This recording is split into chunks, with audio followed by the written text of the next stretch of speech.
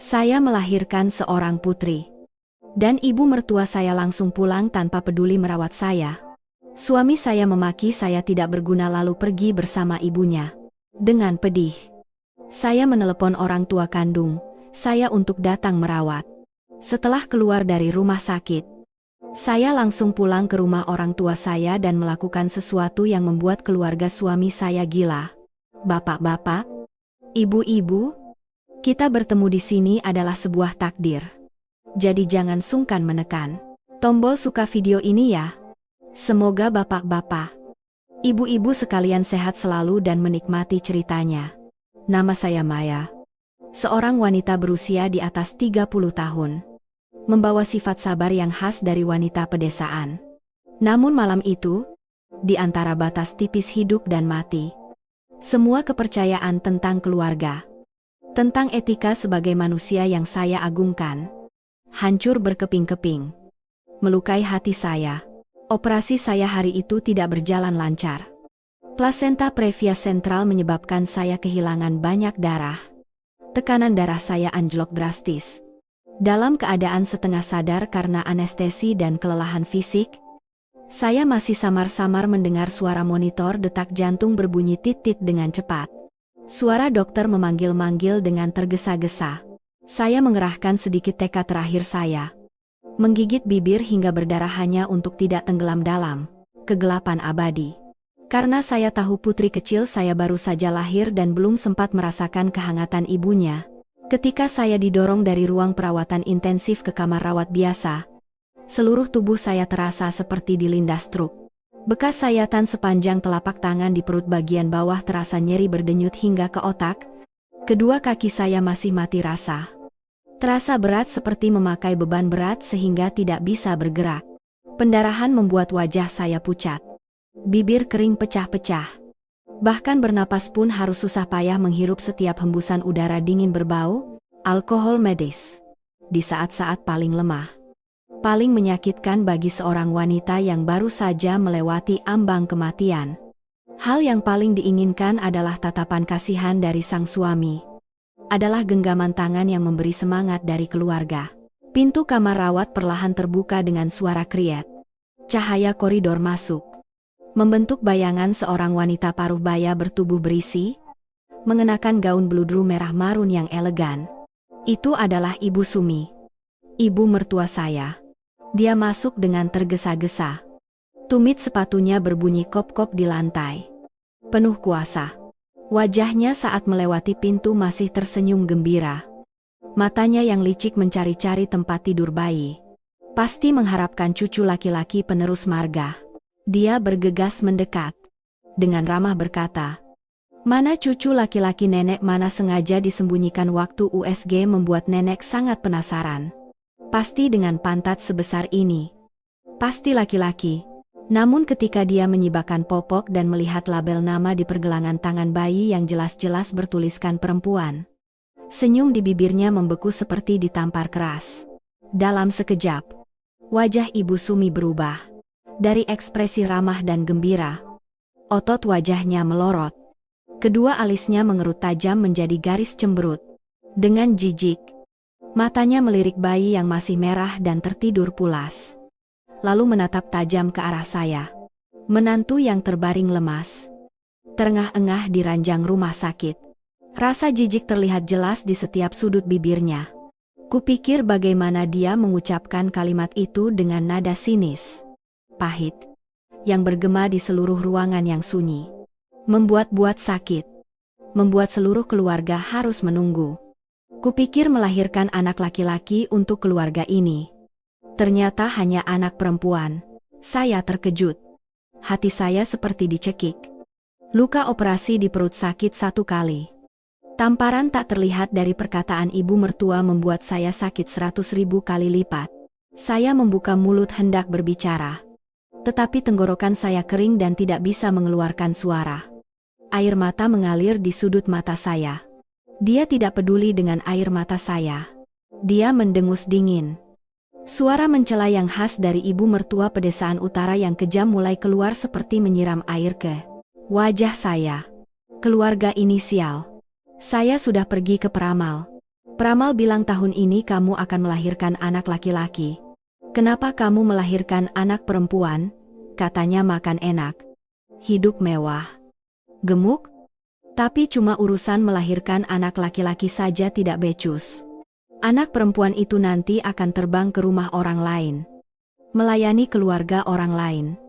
Tidak ada gunanya, hanya menghabiskan nasi. Setelah mengatakan itu, dia bahkan tidak sudi melirik cucu kandungnya lagi. Dia merapikan tas bermereknya, hadiah ulang tahun yang saya beli dengan kartu kredit sebelumnya. Lalu berbalik. Tumit sepatunya kembali berbunyi kop-kop ke arah pintu.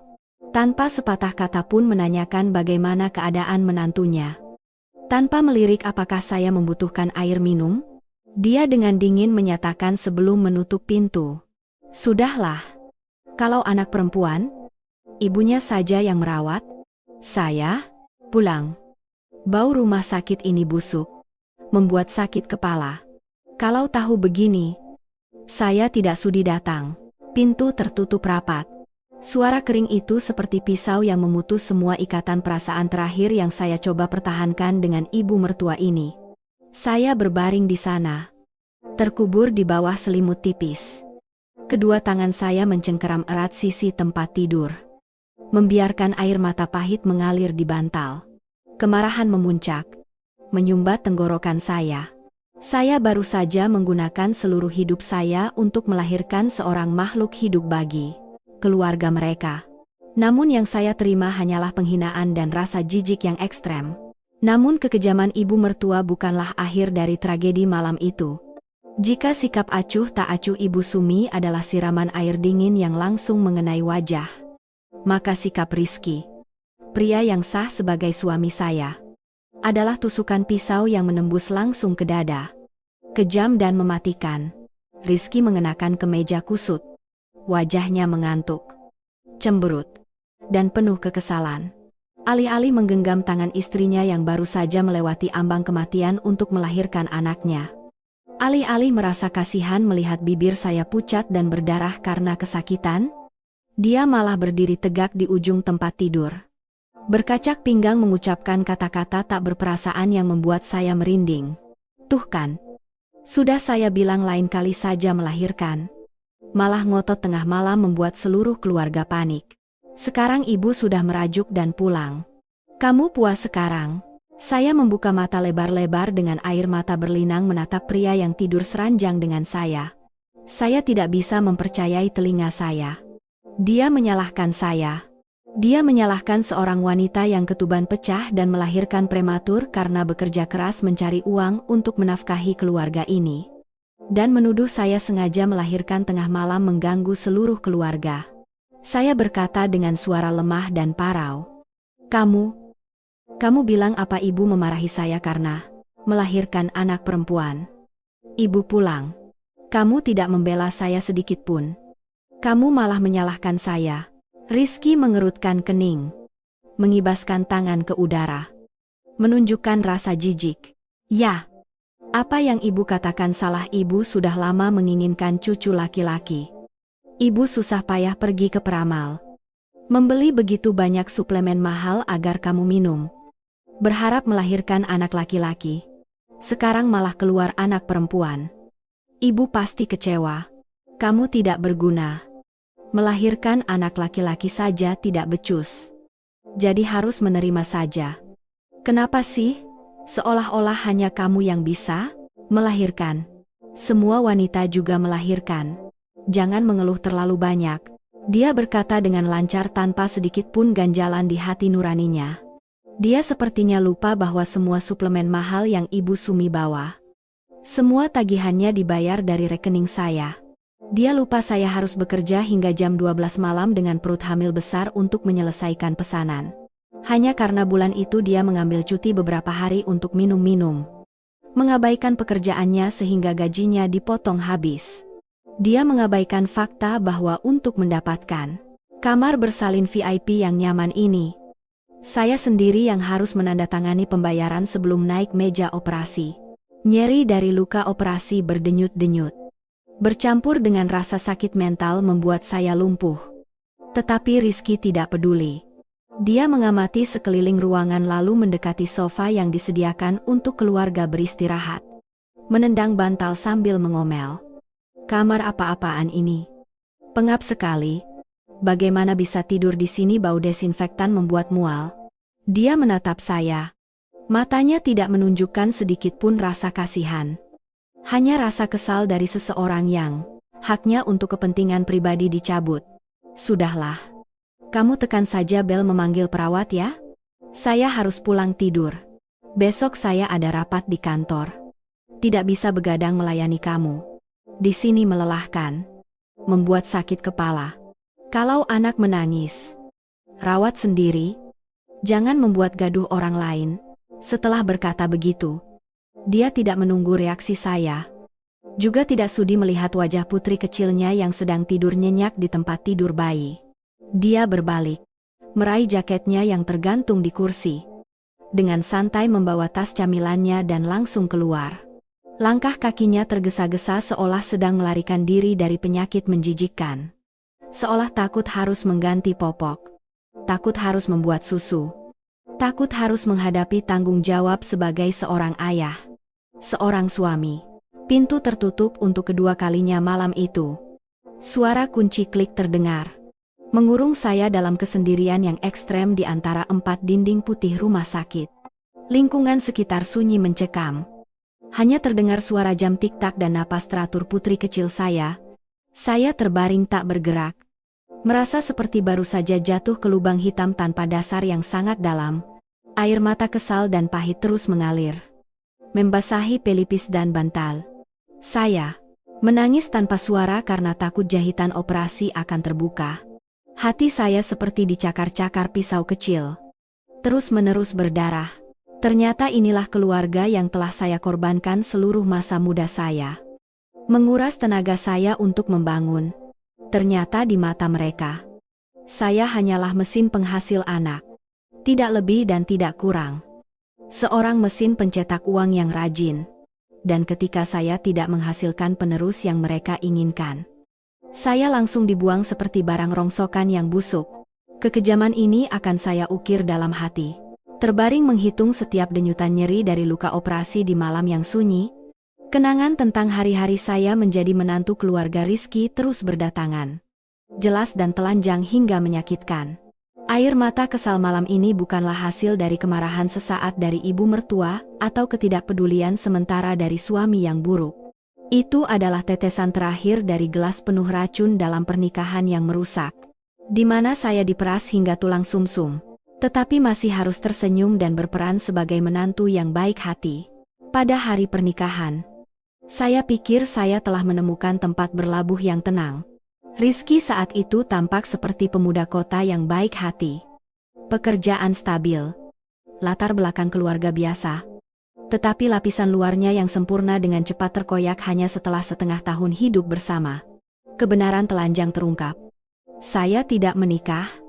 Tetapi saya membawa pulang seorang komandan yang tidak becus dan seorang ratu tua yang serakah tak terbatas. Rizky bekerja sebagai karyawan administrasi biasa di perusahaan swasta. Puas dengan gaji 9 juta rupiah per bulan. Di Jakarta yang mahal ini, 9 juta hanya cukup untuk kopi, rokok, dan sesekali minum-minum dengan teman-temannya yang pengangguran. Dia tidak memiliki ambisi. Setiap kali saya menasihatinya untuk belajar bahasa asing atau mencari pekerjaan lain, dia langsung melompat seperti cacing kepanasan. Memarahi saya sebagai wanita mata duitan. Ingin menguasai suami. Dia selalu berfantasi tentang harga diri semu dari seorang pria keturunan kota lama. Tetapi sebenarnya dia adalah pecundang yang malas. Berbeda dengannya, saya adalah orang yang peka terhadap pasar. Dari seorang karyawan komunikasi, saya mendirikan perusahaan sendiri. Membangun sistem platform online. Menerima kontrak iklan dan penjualan. Penghasilan saya 10 hingga 20 kali lipat gaji Rizky yang pas-pasan. Dan begitulah, secara alami, semua beban keuangan keluarga ini sepenuhnya menimpa pundak saya yang kurus. Tagihan listrik, air, internet, belanja harian, semua tagihan secara otomatis. Dipotong langsung dari rekening saya. Setiap kali tidak ada salmon atau daging sapi wagyu di meja makan, Ibu Sumi pasti akan mencela. Akhir-akhir ini keluarga ini bangkrut atau bagaimana? Kok makan seperti orang miskin? Namun yang paling menyakitkan bukanlah masalah sayuran atau ikan, melainkan cara dia menjadikan saya mesin ATM berjalan tanpa batas untuk memenuhi kesombongan pribadinya. Ibu Sumi terkenal sebagai pensiunan pejabat terhormat, tetapi sebenarnya dia adalah laba-laba yang suka pamer di media sosial. Dia bergabung dengan berbagai kelompok. Kelompok teman pensiunan, kelompok menari di alun-alun, kelompok seni tradisional. Setiap kali kelompok-kelompok tersebut mengadakan perjalanan liburan dari Labuan Bajo, Bali hingga Thailand, Korea, dia akan meminta uang kepada saya dengan nada setengah memerintah setengah mengancam. Akhir bulan ini kelompok ibu-ibu pergi ke Labuan Bajo. Ibu-ibu yang lain menantunya selalu membiayai mereka menginap di resor bintang 5. Kamu lihat bagaimana caranya mengatur agar ibu bisa pergi? Jangan sampai ibu malu di depan teman-teman. Katanya menantu direktur tapi membiarkan ibu mertua menginap di kamar bobrok. Orang-orang akan menertawakan agar rumah tangga tenang. Saya bekerja keras, menggesek kartu kredit, membayar seluruh tiket pesawat kelas bisnis, memesan kamar VIP untuk dia berlibur. Ketika dia berjalan-jalan di pusat perbelanjaan, membeli pakaian sutra mewah, suplemen impor untuk teman-temannya, kartu tambahan atas nama, saya terus-menerus melaporkan perubahan saldo, kadang-kadang dalam sebulan. Uang saku dan belanja dia mencapai 40 juta. Ketika saya lelah mengeluh kepada Rizky, berharap dia bisa membujuk ibunya untuk lebih hemat, dia malah menatap tajam dan membentak saya. Kamu pelit uang dengan ibu saya, bekerja keras untuk apa kalau tidak bisa menafkahi orang tua dengan layak, sebagai menantu. Menafkahi keluarga suami adalah kewajiban, adalah berkah bagi kamu. Jangan membawa kebiasaan perhitungan dan pelit dari kampung ke sini. Keluarga ini tidak menerima menantu durhaka. Kewajiban. 4 kata itu, seperti belenggu yang mengikat erat leher saya. Pengorbanan saya. Pengurasan tenaga saya. Malam-malam tanpa tidur mengejar deadline hingga mual. Saat-saat lelah dan pingsan di meja kerja. Semua itu dianggap biasa saja oleh mereka. Dianggap sebagai hal yang harus dilakukan oleh orang kampung seperti saya untuk membalas status menantu kota. Mereka hidup dari kerja keras saya tetapi menginjak-injak harga diri saya. Mereka memeras susu saya lalu kembali menghina saya. Mengingat semua itu, di kegelapan rumah sakit, saya merasa sangat bodoh. Saya telah memelihara sekelompok parasit lalu di saat saya paling lemah. Mereka malah menyerang dan mencabik-cabik saya tanpa belas kasihan. Jam di dinding terus bergeser menuju jam 3 pagi. Obat penghilang rasa sakit mulai kehilangan efeknya, digantikan oleh kontraksi rahim dan luka operasi yang terus terasa sakit. Saya haus sampai tenggorokan kering. Ingin meraih botol air minum di meja kecil di samping tempat tidur, tetapi hanya dengan sedikit memutar tubuh. Rasa sakit yang menusuk otak sudah menusuk perut saya. Saya menekan bel memanggil perawat. Beberapa saat kemudian, perawat muda masuk, membantu saya menuangkan air dan menyesuaikan infus. Melihat sekeliling ruangan yang kosong dan sunyi, dia bertanya dengan cemas. Kakak, keluarga, kakak kemana semua? Tadi saya lihat ada ibu mertua dan suami kakak masuk. Ibu pasca operasi hari pertama sangat lemah. Harus ada yang menjaga dan membantu. Kak, sekarang kalau kakak mau ke toilet atau bayi muntah susu. Bagaimana kata-kata perawat? Itu tulus tetapi tajam seperti pisau. Menusuk luka hati saya yang sedang berdarah.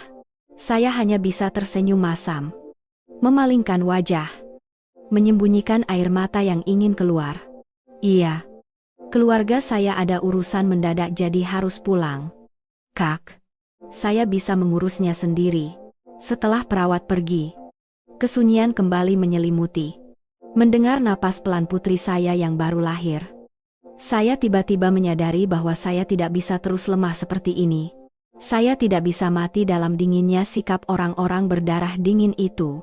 Di saat paling kesepian dan putus asa, naluri bertahan hidup dan keinginan untuk dicintai dan dilindungi mendorong saya untuk mencari satu-satunya tempat yang tidak akan pernah mengkhianati saya, yaitu orang tua kandung saya.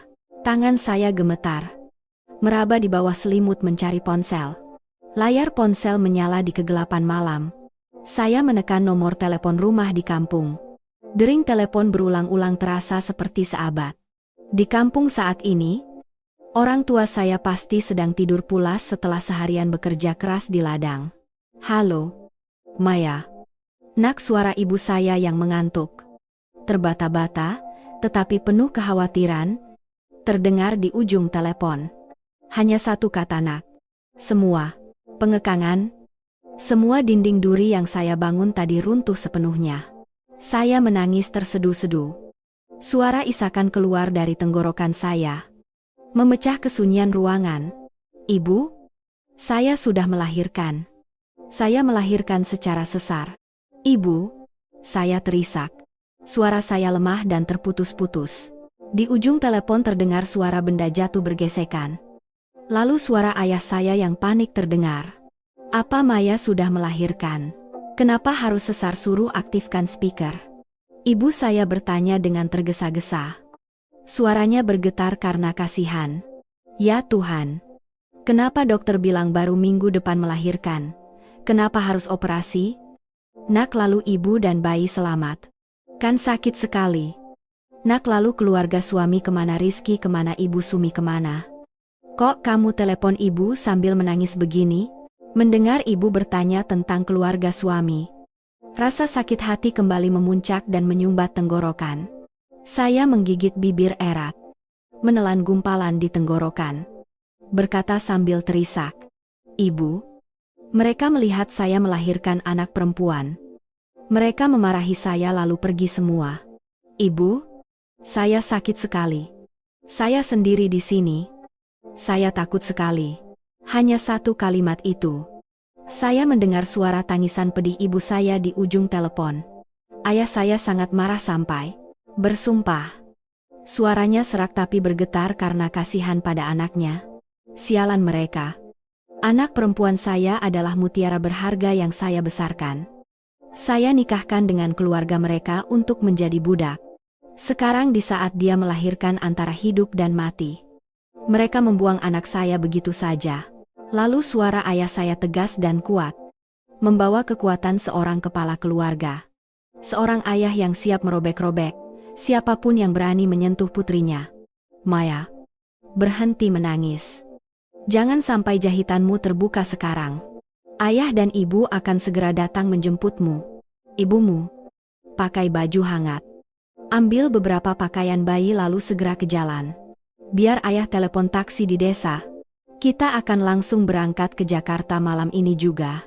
"Tapi ayah, pergi malam-malam. Angin dingin berbahaya sekali." Saya terisak. "Bahaya apa? Anak perempuan saya terbaring lemas sendirian di rumah sakit. Hidup atau mati. Ayah dan ibu harus menjemput anak saya. Kamu diam di sana menunggu ayah dan ibu. Tidak perlu takut apa-apa. Ada ayah dan ibu di sini." Telepon berakhir. Saya menggenggam erat ponsel ke dada. Air mata masih mengalir, tetapi di dalam hati ada kehangatan aneh yang menyusup. Ternyata di dunia ini, di mana badai berhenti di balik pintu, tempat yang siap melindungi saya tanpa syarat, hanyalah orang tua kandung saya. Orang tua saya miskin, petani sepanjang tahun, bekerja keras di ladang. Tetapi cinta yang mereka berikan kepada saya 1000 kali lebih besar daripada kepalsuan, kemewahan menjijikkan dari keluarga.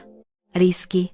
Malam itu, sambil menunggu orang tua, saya diam-diam bersumpah dalam hati. Kebodohan dan kesabaran Maya yang penurut telah mati di meja operasi malam ini. Tidak akan ada lagi kompromi. Pagi menjelang, pintu kamar rawat terbuka lebar. Orang tua saya muncul, membawa berbagai macam barang. Termos bubur, termos air hangat. Ibu saya begitu melihat saya terbaring lemah di tempat tidur. Wajahnya pucat pasi. Dia langsung menjatuhkan tas barangnya ke lantai, menerjang memeluk saya dan menangis seperti anak kecil. Ya Tuhan. Nak, kenapa hidup putri saya sengsara sekali begini, tinggal kulit dan tulang begini? Nak, ayah saya seorang pria yang sepanjang hidupnya penuh perjuangan. Belum pernah meneteskan air mata di depan anak-anaknya. Kini berdiri di samping tempat tidur. Kedua tangannya yang kasar gemetar. Dia menyeka air mata di pipinya yang gelap karena matahari, menggertakkan gigi menahan amarah. Lalu menoleh menatap cucu perempuannya yang terbaring di tempat tidur bayi. Cinta kasih keluarga yang hangat itu membangkitkan saya dari ambang kematian. Selama hari-hari rawat inap setelah itu, orang tua saya bergantian menjaga siang dan malam. Ibu saya begadang menggendong cucunya, menidurkan cucunya agar saya bisa tidur nyenyak. Ayah saya bolak-balik membeli setiap porsi makanan pasca melahirkan, setiap tablet suplemen, mengurus dokumen untuk cucu perempuannya. Dan selama berhari-hari itu, keluarga Rizky sama sekali tidak ada kabar, tidak ada telepon, tidak ada pesan, tidak ada seorang pun yang muncul di rumah sakit. Meskipun rumah mereka hanya berjarak kurang dari 5 km dari rumah sakit, sikap dingin dan acuh tak acuh itu sama saja dengan tantangan terang-terangan. Mereka mengira saya adalah orang yang terlalu mencintai suami, terlalu mencintai keluarga suami, bahwa seorang wanita yang baru saja melahirkan, lemah, menggendong bayi yang baru lahir, cepat atau lambat, pasti akan berlutut memohon untuk membawa pulang bayinya agar mereka mau menanggung. Mereka mengira status keluarga suami adalah sesuatu yang paling tinggi untuk menginjak-injak saya sesuka hati. Tetapi mereka salah besar. Pada hari kepulangan saya dari rumah sakit, hujan rintik-rintik turun di Jakarta, membawa dinginnya angin musim. Dokter memeriksa luka operasi, mengangguk memberitahu bahwa saya bisa pulang. Ayah saya membawa keranjang plastik berisi pakaian dan popok. Ibu saya dengan hati-hati menghangatkan cucunya dengan selimut lembut, menggendongnya dengan hati-hati. Saya mengenakan baju lengan panjang, memakai topi rajut menutupi dahi. Perlahan melangkah keluar dari kamar rawat yang putih itu. Sudah telepon keluarga suami untuk menjemput kita. Nak, kalau kita diam-diam pulang ke rumah begini, nanti mereka mencari alasan dan bilang ayah dan ibu tidak tahu cara mendidik anak. Ibu saya bertanya pelan. Matanya masih ragu dengan adat menjadi menantu di daerah ini. Saya berhenti di koridor rumah sakit, menarik napas dalam-dalam menghirup udara dingin, lalu menoleh menatap ibu dengan tatapan tegas dan dingin yang belum pernah ada sebelumnya. Tidak perlu telepon siapapun, Ibu. Saya akan pulang ke rumah kita. Rumah saya. Rumah ayah dan ibu. Bukan rumah kos yang berisi lintah pengisap darah itu. Ibu jangan khawatir dengan omongan orang. Mulai sekarang saya bukan menantu siapapun lagi. Sebentar lagi ayah panggil taksi. Kita sekeluarga langsung pulang kampung. Ayah saya mendengar itu. Matanya berkilat setuju. Mengangguk tegas. Benar. Pulang ke rumah kita. Keluarga macam apa yang membiarkan menantunya hidup dan mati saat melahirkan hanya karena melahirkan anak perempuan? Itu binatang. Bukan manusia. Pulang ke kampung untuk masa nifas. Ayah dan ibu akan merawat kalian berdua. Tidak perlu keluarga mereka. Taksi berhenti di depan rumah sakit. Saya menggendong putri saya dengan susah payah masuk ke kursi belakang. Suara pintu mobil tertutup keras seperti menutup selamanya babak kehidupan menyedihkan saya sebagai istri dan menantu selama 3 tahun terakhir. Mobil melaju. Berbelok ke jalan tol langsung menuju desa yang damai. Saya menyalakan ponsel. Membuka aplikasi pesan. Kotak obrolan dengan Rizky masih kosong. Pesan terakhir darinya adalah meminta saya mentransfer 500.000 rupiah untuk mengisi ulang voucher game dari sehari sebelum ketuban saya pecah. Saya sedikit menyeringai. Tersenyum sinis. Selamat tinggal kehidupan sebagai umpan bagi parasit. Saya bergumam dalam hati, saya tidak peduli meninggalkan pesan. Tidak ada pemberitahuan bahwa saya keluar dari rumah sakit. Penyesalan terakhir atau kelembutan hati seorang wanita tradisional telah mereka hancurkan berkeping-keping. Mereka ingin diam.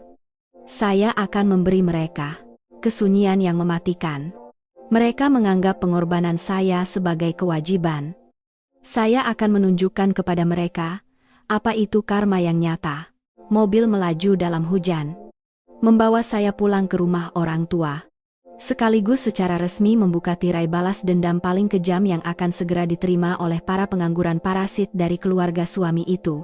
Taksi berhenti di depan gerbang besi berkarat. Ditutupi tanaman rambat hijau lebat. Rumah orang tua saya di desa. Begitu turun dari mobil, embusan angin pedesaan yang sederhana membawa aroma jerami, bau asap dapur yang menyengat, membuat saya merasa seperti hidup kembali. Rumah tua beratap genting dengan 3 ruangan dan 2 sisi muncul. Meskipun tidak berkilau mewah seperti apartemen kelas atas di kota, tetapi seolah memeluk saya dengan kedamaian yang mendalam. Sesampainya di rumah, ibu saya tergesa-gesa lari ke dapur, menyalakan api dari jerami dan kayu bakar untuk merebus air. Daun sirih dicampur sedikit garam untuk membersihkan tubuh saya. Ayah saya dengan susah payah mengeluarkan tempat tidur bayi kecil dari bambu yang telah dia anyam sendiri. Sejak tahu saya hamil, dengan hati-hati dia melapisi dengan selimut bulu paling lembut untuk menyambut cucu perempuannya. Melihat kedua kepala yang sudah beruban, sibuk bolak-balik, keringat menetes di dahi. Tetapi mata mereka berbinar gembira melihat bayi yang menguap dan tidur nyenyak. Hati saya terenyuh. Bulan-bulan masa nifas setelah itu adalah hari-hari saya hidup seperti seorang ratu sejati. Bukan dengan kartu kredit yang berkuasa, melainkan dengan cinta tak terbatas dari orang tua. Setiap pagi, ibu saya bangun sebelum fajar, pergi ke pasar membeli sayuran daun katuk paling segar. Memilih potongan paha babi paling enak untuk direbus dengan pepaya agar saya memiliki ASI. Nasi di meja makan saya selalu hangat. Semangkuk daging tenderloin yang dimasak kunyit kuning cerah. Semangkuk sup daun katuk cincang yang manis. Malam tiba. Setiap kali bayi rewel menangis, ibu saya sudah bangun, mengambil alih menggendong cucu dan menenangkannya agar saya bisa tidur nyenyak agar luka operasi saya cepat sembuh. Ayah saya, seorang pria yang terbiasa memegang cangkul, kini dengan canggung belajar cara menyiapkan air mandi untuk cucunya. Berjalan berjinjit pelan setiap kali bayi tidur. Kehangatan dan perlindungan orang tua kandung tiba-tiba menjadi cermin yang memantulkan kekejaman dan keacuhan menjijikkan dari orang-orang yang disebut keluarga suami. Malam sunyi, memeluk putri kecil saya yang menyandarkan kepala ke dada. Saya membuka mata lebar-lebar menatap langit-langit rumah. Pikiran berputar-putar seperti air terjun. Apa salah saya? Saya mengorbankan masa muda saya. Bekerja keras mencari uang seperti ngengat yang tertarik cahaya. Menafkahi keluarga suami mulai dari sayuran busuk, tusuk gigi hingga perjalanan liburan mewah bintang 5, agar ibu mertua saya bisa tampil membanggakan. Saya menjunjung mereka tinggi-tinggi. Sabar menanggung sifat angkuh. Gengsi semu dari suami bergaji 9 juta. Tapi hasilnya mereka menganggap saya sebagai mesin pemeras uang. Mesin penghasil anak tidak lebih dan tidak kurang. Ketika saya menjalani operasi sesar yang menyakitkan antara hidup dan mati untuk melahirkan anak perempuan, mereka langsung menatap saya dengan jijik, mencela, menghina, dan membiarkan saya terbaring lemas di rumah sakit. Semakin saya memikirkannya, semakin kemarahan meluap-luap dalam darah saya. Saya membenci kesabaran bodoh saya sendiri selama 3 tahun terakhir. Melihat tetesan keringat orang tua kandung saya jatuh karena kasihan pada anak dan cucu, saya tersadar. Mengapa saya harus menggunakan keringat dan air mata saya untuk memberi makan sekelompok parasit yang tidak tahu malu? Mengapa saya harus membiarkan putri saya tumbuh di keluarga yang menjunjung tinggi pemikiran bias? Gender yang kotor tidak. Kesabaran sudah mati. Menantu yang baik hati dan rajin bernama Maya telah mati di meja operasi malam itu. Saya harus mendapatkan keadilan untuk diri saya sendiri dan untuk putri saya. Saya perlahan membelai rambut halus putri saya, menggigit bibir erat hingga berdarah untuk menelan gumpalan di tenggorokan. Saat itu, di kegelapan sunyi pedesaan, sebuah keputusan yang mengubah seluruh nasib saya ditetapkan dengan tegas, dingin, dan pasti. Saya akan bercerai. Namun sebelum menandatangani surat untuk mengusir mereka dari hidup saya akan menggunakan kedua tangan ini untuk mencekik semua jalan hidup mereka, memutus semua sumber bantuan, agar mereka merasakan kehinaan dan kesengsaraan kemiskinan yang memang seharusnya mereka terima. Saat saya sedang dalam masa nifas, menikmati setiap suap bubur hangat penuh kasih sayang di rumah orang tua, di apartemen di Jakarta. Sarang yang telah saya beli seluruh perabotannya dengan uang saya sendiri. Suasana justru ramai seperti pesta. Setelah ini, melalui cerita dari tetangga akrab dan gambaran yang sangat akrab dengan sifat mereka, saya tahu pasti bagaimana Ibu Sumi dan putranya bersenang-senang selama saya tidak ada. Mereka sama sekali tidak merasa menyesal atau khawatir tentang menantu yang baru saja operasi sesar menghilang dari rumah sakit. Sebaliknya, mereka menganggapnya sebagai lelucon yang konyol. Dalam pemikiran dangkal para parasit yang sudah terbiasa, meskipun saya terbang ke langit, saya tetap harus kembali ke sarang babi yang bernama keluarga suami. Karena mereka yakin bahwa wanita yang ditinggal suami adalah aib, adalah sampah yang tidak akan ada yang mau mengambilnya. Rumah tanpa tangan saya yang membersihkan, hanya dalam waktu kurang dari seminggu sudah berubah menjadi tempat sampah. Piring kotor menumpuk dan berjamur, mengeluarkan bau asam di wastafel. Lantai rumah berhamburan abu rokok Rizky dan jejak sepatu kotor. Tetapi Ibu Sumi dan putranya tidak peduli. Mereka sedang asyik menikmati kebebasan tanpa suara tangisan bayi. Ibu Sumi mengenakan gaun sutra mahal yang baru saya beli bulan lalu, menyilangkan kaki di sofa kulit impor Italia. Tangan memegang remote TV. Tangan mengambil kacang dan memakannya. Rizky terbaring di karpet, terpaku pada layar ponsel bermain game. Sesekali mengumpat dengan keras. Siang itu, ibu dan anak memutuskan untuk memanjakan diri dengan makan enak. Rizky mengambil ponselnya, membuka aplikasi pesan makanan. Dengan kebiasaan tak sadar, dia secara default memilih pembayaran melalui kartu kredit saya yang sudah terhubung di ponselnya. Lobster panggang keju, steak daging sapi wagyu, makan siang lebih dari 2 juta rupiah diantarkan langsung ke pintu. Mereka menyusunnya di meja kaca, sambil makan dan senang hati bergosip, menyindir ketidakhadiran saya dengan kata-kata kejam yang membuat merinding. Biarkan saja dia. Ibu Sumi menyeringai, menyesap segelas anggur lalu berdecak. Wanita yang baru melahirkan memang suka berubah-ubah. Sedikit-sedikit marah seperti cacing kepanasan. Biarkan dia pulang kampung agar kakek neneknya yang melayani. Melahirkan anak perempuan seolah melahirkan putri mahkota. Kita bebas dari utang. Tidak perlu melayani dan kelelahan. Rizky mengambil sepotong daging sapi, mengunyah dengan lahap. Setuju dengan perkataan ibunya dengan sikap merendahkan. Saya juga tidak peduli. Kalau saya telepon dia matikan. Jadi saya tidak mau telepon lagi. Perasaan sensitif. Sudah menikah ya harus ikut kebiasaan keluarga suami. Melahirkan tidak dapat anak laki-laki lalu diomeli sedikit saja sudah merajuk. Ibu tenang saja. Tarik ulur tali. Paling lama setengah bulan. Di kampung kan sempit. Pasti dia buru-buru menggendong anak pulang ke sini untuk membersihkan dan melayani kita. Mereka tertawa terbahak-bahak. Tawa riang dan menang yang menggema di seluruh ruangan yang berantakan. Mereka yakin, saya si lebah pekerja yang rajin pasti akan secara otomatis kembali ke sarang untuk terus menafkahi gaya hidup mewah palsu mereka.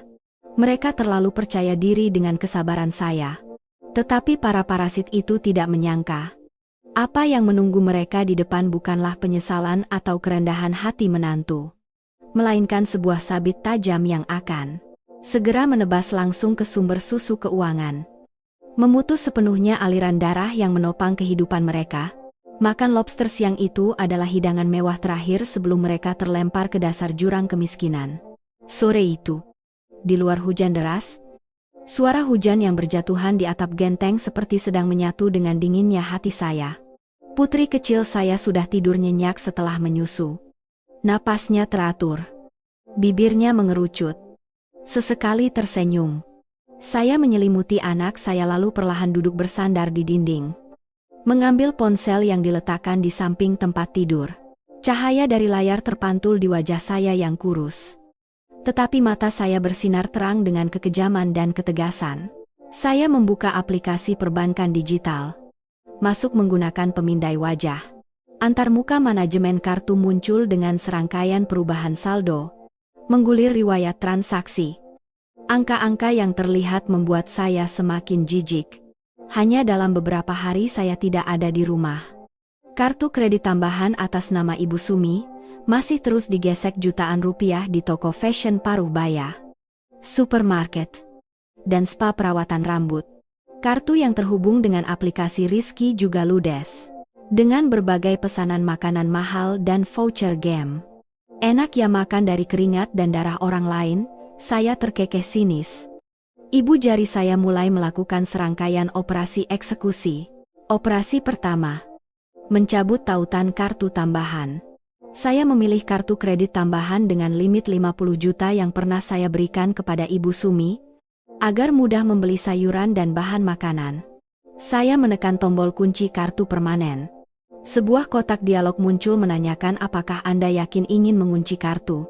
Tanpa ragu sedikit pun, saya menekan setuju. Selesai satu langkah. Operasi kedua, menghapus semua tautan pembayaran. Saya masuk ke pengaturan dompet digital dan aplikasi pemesanan makanan. Transportasi online di akun Rizky, yang saya memiliki kata sandi. Saya menghapus bersih semua tautan kartu bank saya di sana. Mulai sekarang, jika ingin makan lobster, ingin naik taksi mewah, maka keluarkan saja gaji 9 juta rupiahnya, yang menyedihkan itu untuk membayar. Operasi ketiga. Dan ini adalah pukulan paling mematikan. Membatalkan semua perintah pembayaran otomatis untuk tagihan bulanan. Rumah itu atas nama saya. Semua tagihan listrik, internet, biaya layanan apartemen secara otomatis dipotong dari rekening gaji saya setiap bulan. Saya teringat gaya Ibu Sumi menyalakan AC 16 derajat. Membuka lebar jendela untuk membiarkan udara masuk. Teringat suami saya memasang kabel serat optik terbaik agar bisa bermain game tanpa lag. Setiap bulan, tagihan listrik, dan internet saya tidak kurang dari 4 juta rupiah. Saya masuk ke bagian pembayaran tagihan. Satu persatu memilih untuk membatalkan pendaftaran pembayaran otomatis untuk ID pelanggan listrik, dan internet apartemen tersebut. Belum berhenti sampai di situ. Saya segera menghubungi bank untuk meminta perubahan semua kata sandi transaksi, mencabut akses dari semua perangkat lain selain ponsel yang sedang saya pegang. Saya mengunci rapat semua celah, mengeringkan semua sumber susu bantuan. Setelah semuanya selesai, perasaan lega yang aneh menyebar ke seluruh tubuh saya. Dada saya terasa ringan seolah baru saja melepaskan beban batu seberat 1000 kilo. Melihat ikon gembok merah terang muncul di layar, saya menyeringai dingin.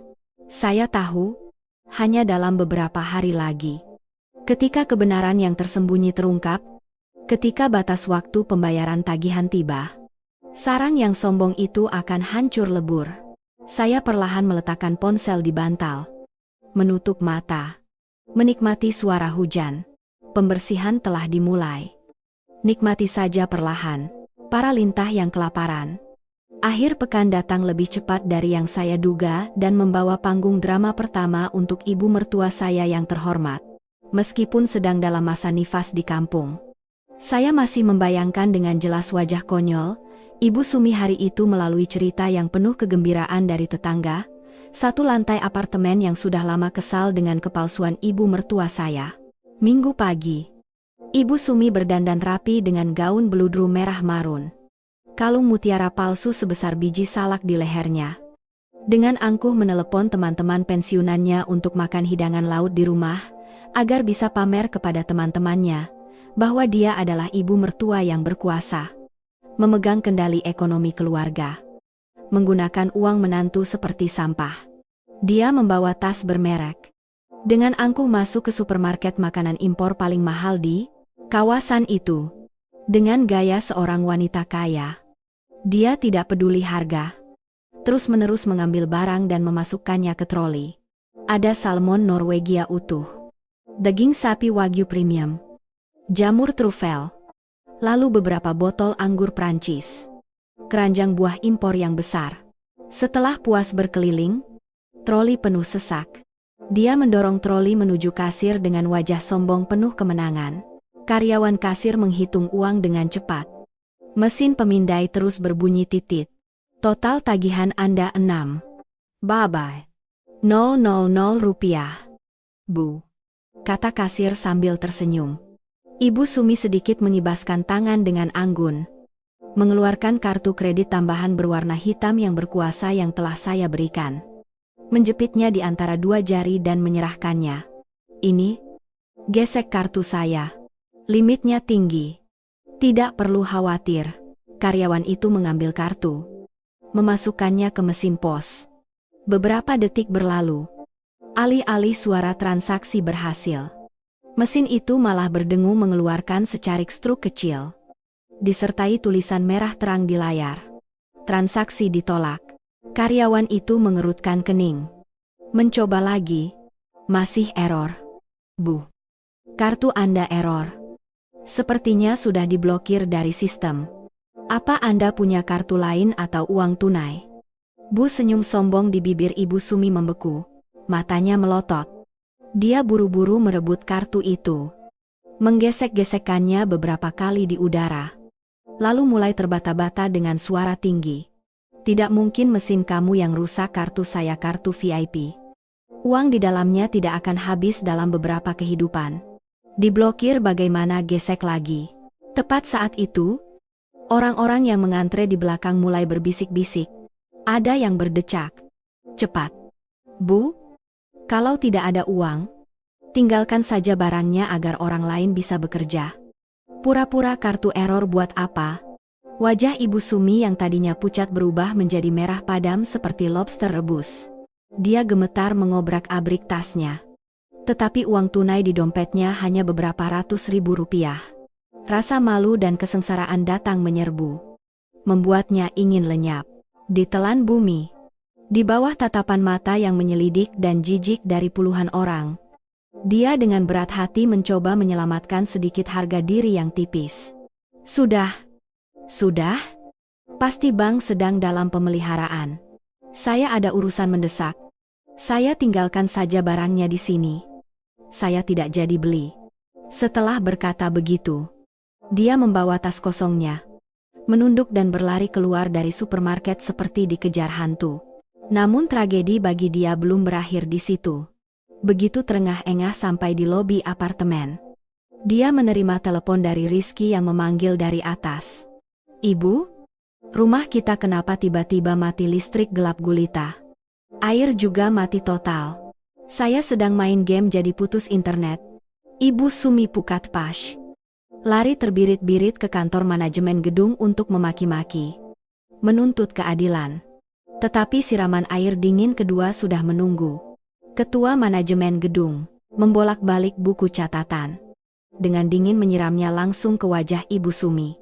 Tagihan listrik. Dan layanan apartemen Anda sudah sebulan belum dibayar. Sistem secara otomatis memutusnya. Tidak ada yang sengaja memutusnya. Anda lihat. Suruh Mbak Maya membayar tagihannya. Nanti kami akan menyalakannya kembali. Bagai disambar petir. Kartu diblokir. Listrik dan air diputus. Kenyataan kejam menghantam langsung wajah Ibu Sumi. Menghancurkan citra mewah yang selalu dia pamerkan. Sore itu, di apartemen yang gelap gulita, panas menyengat tanpa sedikit pun angin. Ibu Sumi terpaksa menelepon teman-teman pensiunannya dan beralasan darah tinggi mendadak untuk membatalkan janji makan hidangan laut. Dalam kepahitan dan kehinaan yang ekstrem, sumber susu yang agung bernama menantu telah resmi kering. Jika ibu mertua saya ditampar keras di supermarket, maka suami saya yang buruk, Rizky, juga tidak luput dari hukuman yang memalukan di depan banyak orang. Dengan gengsi seorang pria yang terbiasa hidup menumpang tetapi suka pamer. Kejadian ini hari itu telah menjadi noda yang tidak akan pernah bisa dia angkat kepalanya seumur hidup. Sabtu malam, Rizky mengajak teman-temannya minum-minum. Itu adalah sekelompok pria pengangguran. Sepanjang hari hanya berkumpul minum bir, membicarakan politik dunia. Tetapi dompet mereka selalu kosong. Kali ini Rizky berani besar. Memesan 1 meja penuh di restoran hidangan laut mewah di pusat kota. Tanpa istrinya. Dia merasa seperti burung yang lepas dari sangkar. Ingin memanfaatkan kesempatan ini untuk membuktikan jantan dan kepala keluarga di depan teman-teman minumnya. Dalam mabuk berat, Rizky membuka 2 kancing kemejanya. Wajahnya merah padam. Memegang gelas bir dan memukul-mukulkannya ke meja. Berteriak lantang. Teman-teman minum saja sepuasnya. Hari ini saya yang traktir semua. Sialan. Wanita itu seperti ilalang. Saya bisa mengusirnya kapan saja. Di rumah, saya yang berkuasa. Istri saya kalau berani kurang ajar, saya langsung tendang pulang ke rumah orang tuanya. Uang saya sendiri yang mencari. Saya sendiri yang pakai. Tidak perlu menghargai wanita manapun. Teman-temannya mendengar itu. Bertepuk tangan meriah. Ikut memuji. Hebat bro Rizky. Pria memang harus begitu. Kalau punya uang miliaran seperti Anda. Takut apa sama istri? Beda dengan beberapa orang yang takut istri. Minum saja harus minta uang receh. Memalukan. Rizky semakin besar kepala mendengar pujian. Memesan 2 botol anggur mahal dan beberapa piring abalon dan sirip hiu. Dia tenggelam dalam ilusi kekuasaan. Lupa bahwa uang miliaran yang dipuji. Teman-temannya itu sebenarnya berasal dari keringat dan air mata saya. Sedangkan dompetnya sebenarnya hanya berisi beberapa receh dari gaji 9 juta yang selalu kosong sejak tanggal 10. Acara minum-minum bubar pukul 11 malam. Teman-temannya yang mabuk berat saling berpegangan tangan untuk berdiri. Rizky melambaikan tangan. Menjentikan jari memanggil pelayan. Dek, hitung tagihan meja ini untuk saya. Pelayan membawa buku catatan dan menyerahkan struk tagihan yang panjang. Ya, totalnya 8. Ubay. 000 rupiah. Pak. Rizky tanpa berkedip mengeluarkan dompetnya. Dengan anggun dia mengeluarkan kartu Visa Platinum berwarna perak berkilauan. Menjepitnya di buku catatan dan memberikannya kepada pelayan dengan senyum sombong. Gesek kartu saya. 3 menit kemudian. Pelayan kembali.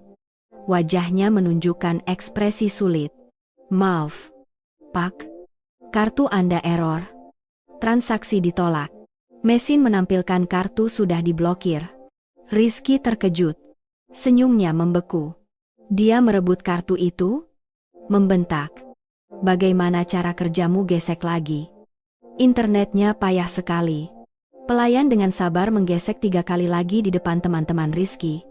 Mesin pos dengan kejam berbunyi transaksi tidak berhasil.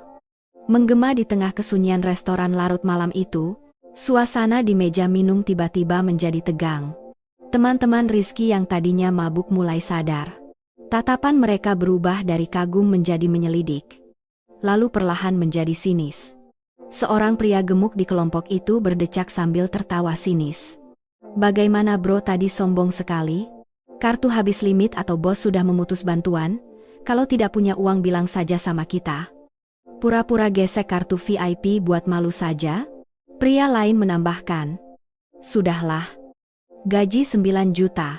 Mau traktir teman-teman di restoran bintang 5. Sudah saya bilang. Buang saja sikap gengsi itu. Ambil uang dari dompet sendiri saja untuk bayar. Para tuan. Rizky berdiri kaku. Wajahnya pucat seperti mayat. Keringat dingin membanjiri dahinya. Dia panik. Mengobrak-abrik saku celana dan baju. Hanya menemukan 300.000 rupiah yang kusut. Rasa malu menyerang langsung ke otaknya. Saat itu juga, teman-temannya yang mabuk menggelengkan kepala dengan jijik. Masing-masing mengeluarkan dompetnya untuk membayar tagihan. Rizky mengerti bahwa reputasinya selama ini yang dibangun dengan uang istrinya telah sepenuhnya runtuh. Dia malu. Menggigit bibir erat hingga berdarah. Matanya melotot menatap kartu plastik yang sudah tidak berguna itu. Hingga saat itu, parasit dalam dirinya baru tersadar dan menyadari kebenaran yang mengerikan. Sumber susu keuangan telah resmi kering dan dia akan segera menghadapi badai nyata yang diciptakan oleh tangan saya sendiri. Sama sekali berbeda dengan pemandangan kacau, memalukan, dan menyengsarakan ibu dan anak ibu Sumi di kota. Hari berikutnya di kampung halaman saya dimulai dengan pagi yang cerah, damai, dan luar biasa. Sinar matahari pagi menembus celah dedaunan, masuk melalui jendela, menerangi wajah bulat tembem putri kecil saya yang sedang tidur nyenyak. Saya duduk bersandar di sandaran tempat tidur, sambil menyeruput segelas susu hangat yang dibuatkan ibu. Diam-diam menjelajahi internet. Saya yakin setelah gempa bumi semalam, orang-orang itu tidak akan bisa diam. Dan seperti yang saya duga, ponsel yang diletakkan di meja mulai bergetar terus-menerus. Berdereng tanpa henti. Layar berkedip-kedip menampilkan tulisan Rizky suami. Total 15 panggilan tak terjawab hanya dalam waktu setengah jam. Saya membiarkannya terus berdering. Suara dering yang tergesa-gesa seolah dengan tepat menunjukkan kepanikan gila dari orang di ujung telepon sana. Pada panggilan ke-16. Ketika segelas susu di tangan saya sudah habis, saya baru perlahan menggeser jari, mendekatkan ponsel ke telinga, menekan tombol terima panggilan. Tetapi tidak buru-buru berbicara. Dari ujung telepon, suara Rizky berteriak seperti guntur meledak. Terputus-putus karena napas yang terengah-engah penuh kemarahan. Kamu melakukan permainan terkutuk apa? Maya, kamu sudah berani sekali. Kan kenapa memblokir kartu kredit saya? Kenapa rumah diputus listrik dan airnya? Kamu kabur ke kampung lalu berniat lari dari tanggung jawab dengan keluarga ini. Kamu segera buka kartu saya. Segera bayar tagihan listrik dan air. Jangan sampai saya harus pulang ke sana menampar wajahmu sampai pecah. Saya menjauhkan ponsel sedikit dari telinga agar tidak mengganggu putri saya. Mendengar ancaman murahannya, saya sama sekali tidak gemetar atau takut seperti dulu. Kebencian telah membeku menjadi balok es dingin di dada saya. Ketika dia berteriak-teriak sepuasnya, berhenti untuk mengambil napas, saya baru berbicara. Suara saya tenang, jelas, dingin seperti suara dari alam baka. Kamu mabuk belum sadar uang listrik, uang air, uang makan-makan kamu. Apa hubungannya dengan saya sampai saya harus membayar? Rizky tersentak, terbata-bata karena marah. Kamu bicara kurang ajar apa itu? Kamu istri saya? Kamu menantu keluarga ini? Kamu mencari uang ya, kamu harus menanggung biaya hidup seluruh keluarga. Itu tanggung jawab kamu. Kamu mau lari dari tanggung jawab. Saat itu saya mendengar suara keributan di ujung telepon. Ibu Sumi telah merebut ponsel, menyalakan speaker. Suaranya melengking dan masam, menunjukkan sifat jahat dari seseorang yang baru saja kehilangan keuntungan. Menantu kesayangan sekarang sudah berani. Ya, Araku Lingga. Kamu pikir karena kamu menghasilkan sedikit uang, kamu bisa menginjak-injak kami? Saya beritahu kamu, wanita yang sudah menikah harus mencurahkan seluruh tenaga untuk keluarga suami. Kamu memblokir kartu saya membuat saya malu di supermarket kemarin. Saya bahkan belum menghitungnya. Kamu patuh buka blokir kartu sekarang juga. Transfer saya 10 juta untuk membayar tagihan rumah, listrik, dan mengganti kerugian mental yang kamu timbulkan pada kami. Kalau tidak, jangan harap kamu bisa membawa anakmu pulang ke rumah ini lagi. Saya akan usir kamu. Dia masih menggunakan trik lama mengancam untuk mengusir saya. Mereka masih berfantasi bahwa status menantu keluarga Rizky adalah anugerah besar yang harus saya sujud memohon untuk mendapatkannya. Mereka sama sekali tidak tahu bahwa justru saya yang ingin mengusir mereka dari hidup saya. Saya tertawa. Tawa hambar, sinis. Tidak berusaha menyembunyikan rasa jijik saya. Ibu, saya mengubah cara memanggil. Tetapi nada suara saya tajam seperti pisau. Ibu benar. Saya menghasilkan sedikit uang. Tetapi itu adalah keringat dan air mata saya. Ketika saya menjalani operasi sesar dan terbaring lemas di meja operasi, ibu melemparkan kata-kata anak perempuan ke wajah saya lalu berbalik pergi. Ketika putri saya haus susu dan menangis keras di tengah malam, putra ibu memarahi saya, merepotkan lalu pulang tidur. Seluruh rumah itu, mulai dari beras, sayuran, hingga tagihan listrik dan air yang ibu gunakan untuk menyalakan AC 16 derajat. Semuanya dibayar oleh anak perempuan ini. Saya menarik napas dalam-dalam, mengumpulkan seluruh kemarahan dan kekuatan seorang ibu ke dalam kalimat terakhir. Mulai sekarang, uang saya gunakan untuk membesarkan anak saya. Sedangkan kalian punya tangan dan kaki. Silakan bekerja sendiri dan makan sendiri. Jangan hidup menumpang pada wanita lagi. Memalukan? Jangan pernah menelepon saya lagi. Kalau tidak saya akan memberitahu seluruh dunia wajah asli keluarga terhormat ibu.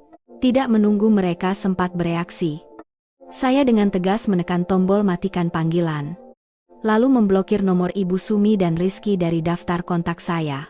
Dunia tiba-tiba menjadi sunyi kembali. Saya menatap tangan saya. Tidak ada sedikit pun getaran. Pernyataan dingin itu seperti tebasan pisau yang memutuskan rantai belenggu. Selama 3 tahun terakhir saya telah memutus sumber susu dengan tangan saya sendiri. Kini saya hanya tinggal duduk dan melihat bagaimana para parasit itu menggeliat ketika tidak ada lagi darah untuk dihisap. Mimpi buruk telah berakhir bagi saya. Tetapi baru saja benar-benar dimulai bagi mereka. Setelah sumber susu kering, para parasit akan secara otomatis melepaskan topeng palsu mereka untuk menunjukkan sifat asli mereka. Hal itu benar-benar terbukti pada Ibu Sumi dan putranya. Setelah panggilan telepon putus asa saya, ketika menyadari bahwa semua panggilan selanjutnya diblokir oleh suara tutut yang tak bernyawa, mereka mulai gila. Lapisan citra keluarga terpelajar dan ibu mertua yang terhormat terkoyak, digantikan oleh kemarahan kotor dari orang-orang miskin yang sumber kehidupannya diputus. Mereka tidak bisa menelepon. Jadi mereka beralih ke pesan singkat, berbagai pesan SMS. Pesan WhatsApp dari akun-akun cadangan terus-menerus masuk ke ponsel saya, seperti hujan asam yang mematikan. Saya membuka ponsel. Dengan dingin menggulir pesan-pesan yang penuh makian dan kemarahan. Rizky menulis, "Kamu wanita kurang ajar. Kamu pikir karena punya sedikit uang, kamu bisa menjadi ratu seenaknya. Saya beri kamu waktu 3 hari untuk kembali dan berlutut meminta maaf kepada ibu saya. Kalau tidak saya akan menampar wajahmu sampai hancur. Jangan pikir bisa bersembunyi di kampung. Wanita tidak tahu malu. Mungkin kamu memberikan uang kepada pria lain di luar. Makanya, kamu berani memblokir kartu. Kan kamu melahirkan anak perempuan? Mungkin itu anak haram dari pria lain? Saya akan menyeretmu ke pengadilan. Saya akan mencabut hak asuh anakmu agar kamu hidup tidak tenang." Ibu Sumi menggunakan nomor lain untuk mengirim pesan-pesan sinis dan kejam. "Khas ibu mertua beracun. Dasar orang kampung. Tidak tahu sopan santun. Kalau orang tuamu tidak bisa mendidikmu, biar saya yang menggantikan. Sudah menumpang pada keluarga suami, malah berani memutus bantuan. Tunggu saja. Saya akan memberitahu perusahaanmu bahwa kamu adalah menantu durhaka. Lihat saja apakah kamu masih punya muka untuk berbisnis.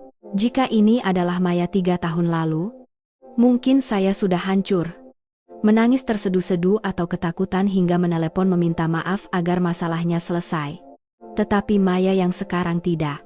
Melihat tulisan-tulisan kotor itu, saya sama sekali tidak merasa sakit hati, melainkan hanya merasa mual dan konyol. Seorang pria bergaji 9 juta menuntut hak asuh anak saya.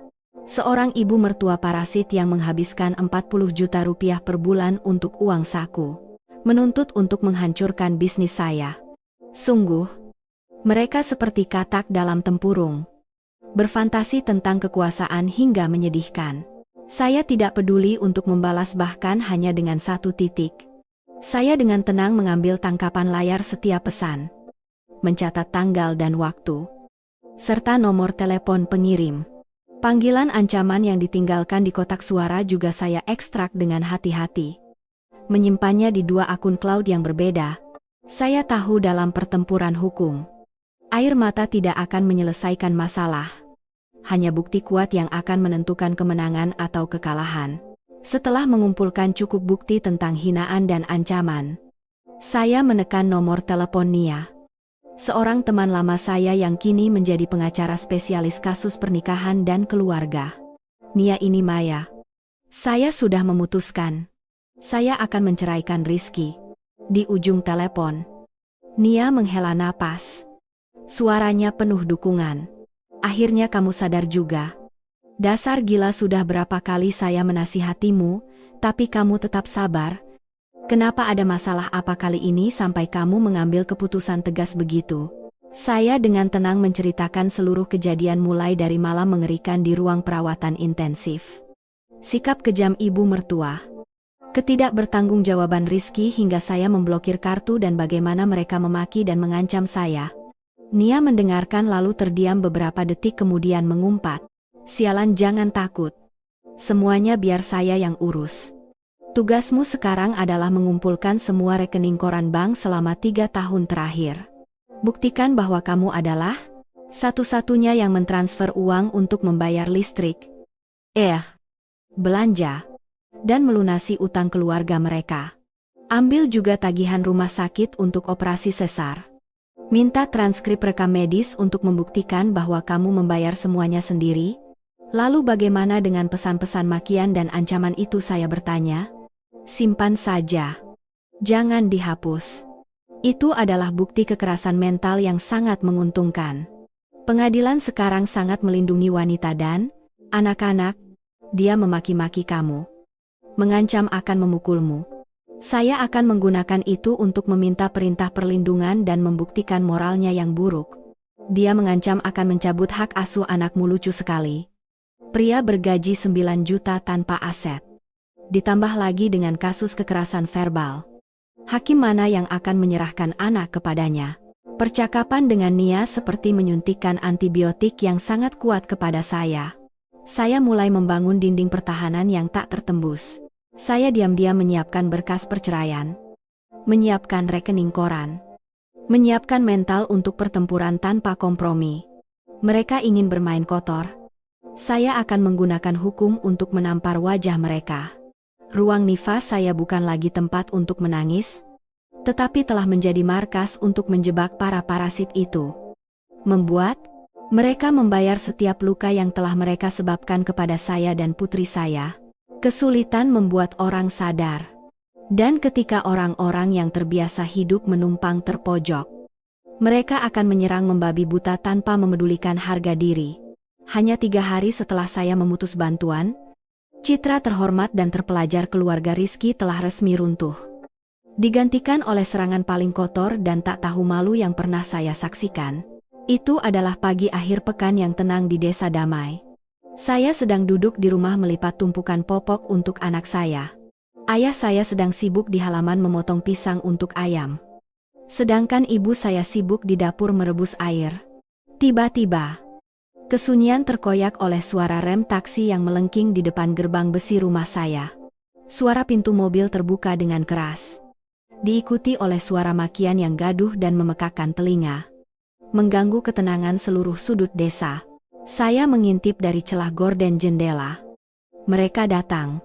Yang memimpin adalah Ibu Sumi, diikuti oleh Rizky dan adik ipar saya bernama Devi, seorang wanita berusia 25 tahun yang tidak bekerja.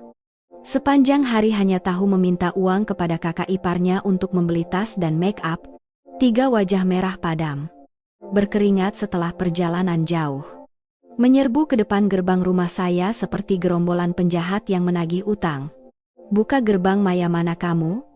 Sembunyi di dalam buat apa muncul di sini sekarang?" Ibu Sumi mengambil batu bata, memukul gerbang besi dengan keras. Suaranya serak tetapi melengking seperti kain yang dirobek. Rizky berdiri di samping, berkacak pinggang, wajahnya garang, membentak keras ke dalam. "Pak, Bu, ada di rumah, tidak keluar dan lihat putri Anda yang berharga ini melakukan perbuatan kurang ajar. Apa sudah menikah tidak mau melayani keluarga suami? Sengaja membawa anak kabur ke kampung. Lalu, berani-beraninya memblokir kartu, memutus listrik dan air. Bagaimana cara Anda mendidik anak? Adik ipar saya bernama Devi juga tidak mau kalah. Ikut-ikutan ibu dan kakaknya. Dia menyelonong masuk ke halaman. Berteriak-teriak sengaja keras, agar tetangga sekitar mendengar. Ya Tuhan! Warga, lihatlah menantu yang selingkuh. Menumpang pada keluarga suami sepuasnya, lalu sekarang berubah muka. Keluarga ini tidak menerima wanita tidak tahu malu seperti itu. Keluar ke sini dan ikut kami pulang ke rumah agar kami bisa mendidikmu kembali. Keributan itu segera menarik perhatian warga desa yang memang suka ingin tahu. Ibu-ibu, bapak-bapak, tetangga mulai mengintip dari balik pagar. Ada yang menghentikan sepeda. Ada yang memegang sapu. Berdiri berbisik-bisik. Mereka sengaja membuat masalah besar. Menggunakan tekanan opini publik desa. Menyerang mental malu dan takut dipermalukan dari orang kampung untuk memaksa orang tua saya menyerah. Memaksa saya menunduk menerima kesalahan dan menyerahkan kembali sumber susu mereka. Mereka mengira orang tua saya adalah petani yang baik hati, jujur, dan miskin. Seumur hidup tidak berani berbicara keras kepada siapapun. Pasti akan takut di hadapan besan dari Jakarta. Mereka mengira saya akan karena takut orang tua saya mendapat reputasi buruk. Buru-buru keluar berlutut memohon. Tetapi mereka salah perhitungan fatal. Mereka tidak tahu bahwa meskipun orang tua saya baik hati, cinta kasih mereka terhadap putrinya lebih kuat dan tegas daripada ancaman rendah apapun. Mendengar suara gerbang dipukul keras dan makian yang menghina putrinya, ayah saya menjatuhkan pisau pemotong pisang ke tanah.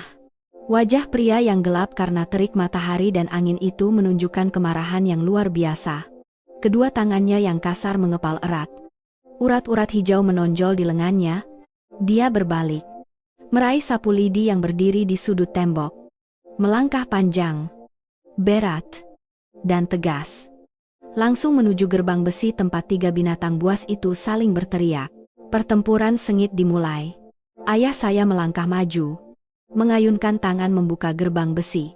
Suara logam yang berdecit membuat Ibu Sumi dan kedua anaknya harus mundur 1 langkah. Ayah saya berdiri tegak di tengah gerbang. Tangan memegang erat sapu lidi. Matanya tajam seperti belati menyapu setiap wajah sombong palsu dari keluarga suami. Keagungan seorang ayah yang melindungi putrinya membuat suasana tiba-tiba menjadi tegang. Kalian datang ke rumah saya membuat keributan. Apa siapa yang tadi berani mencaci putri saya sebagai pengangguran? Ayah saya berbicara dengan suara serak yang bergema seperti guntur. Rizky sedikit ragu di hadapan aura ayah mertuanya. Tetapi masih mencoba membantah. Ayah, jangan membela putri ayah. Dia istri saya. Dia kabur dari rumah, lalu memutus bantuan. Saya datang menjemputnya untuk mendidiknya kembali. Itu sesuai hukum.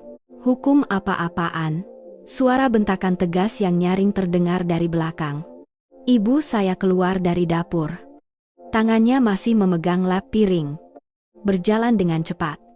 Wajahnya membara amarah. Ibu saya adalah wanita desa yang sabar. Saat menikahkan anaknya selalu menasihati saya untuk bersabar.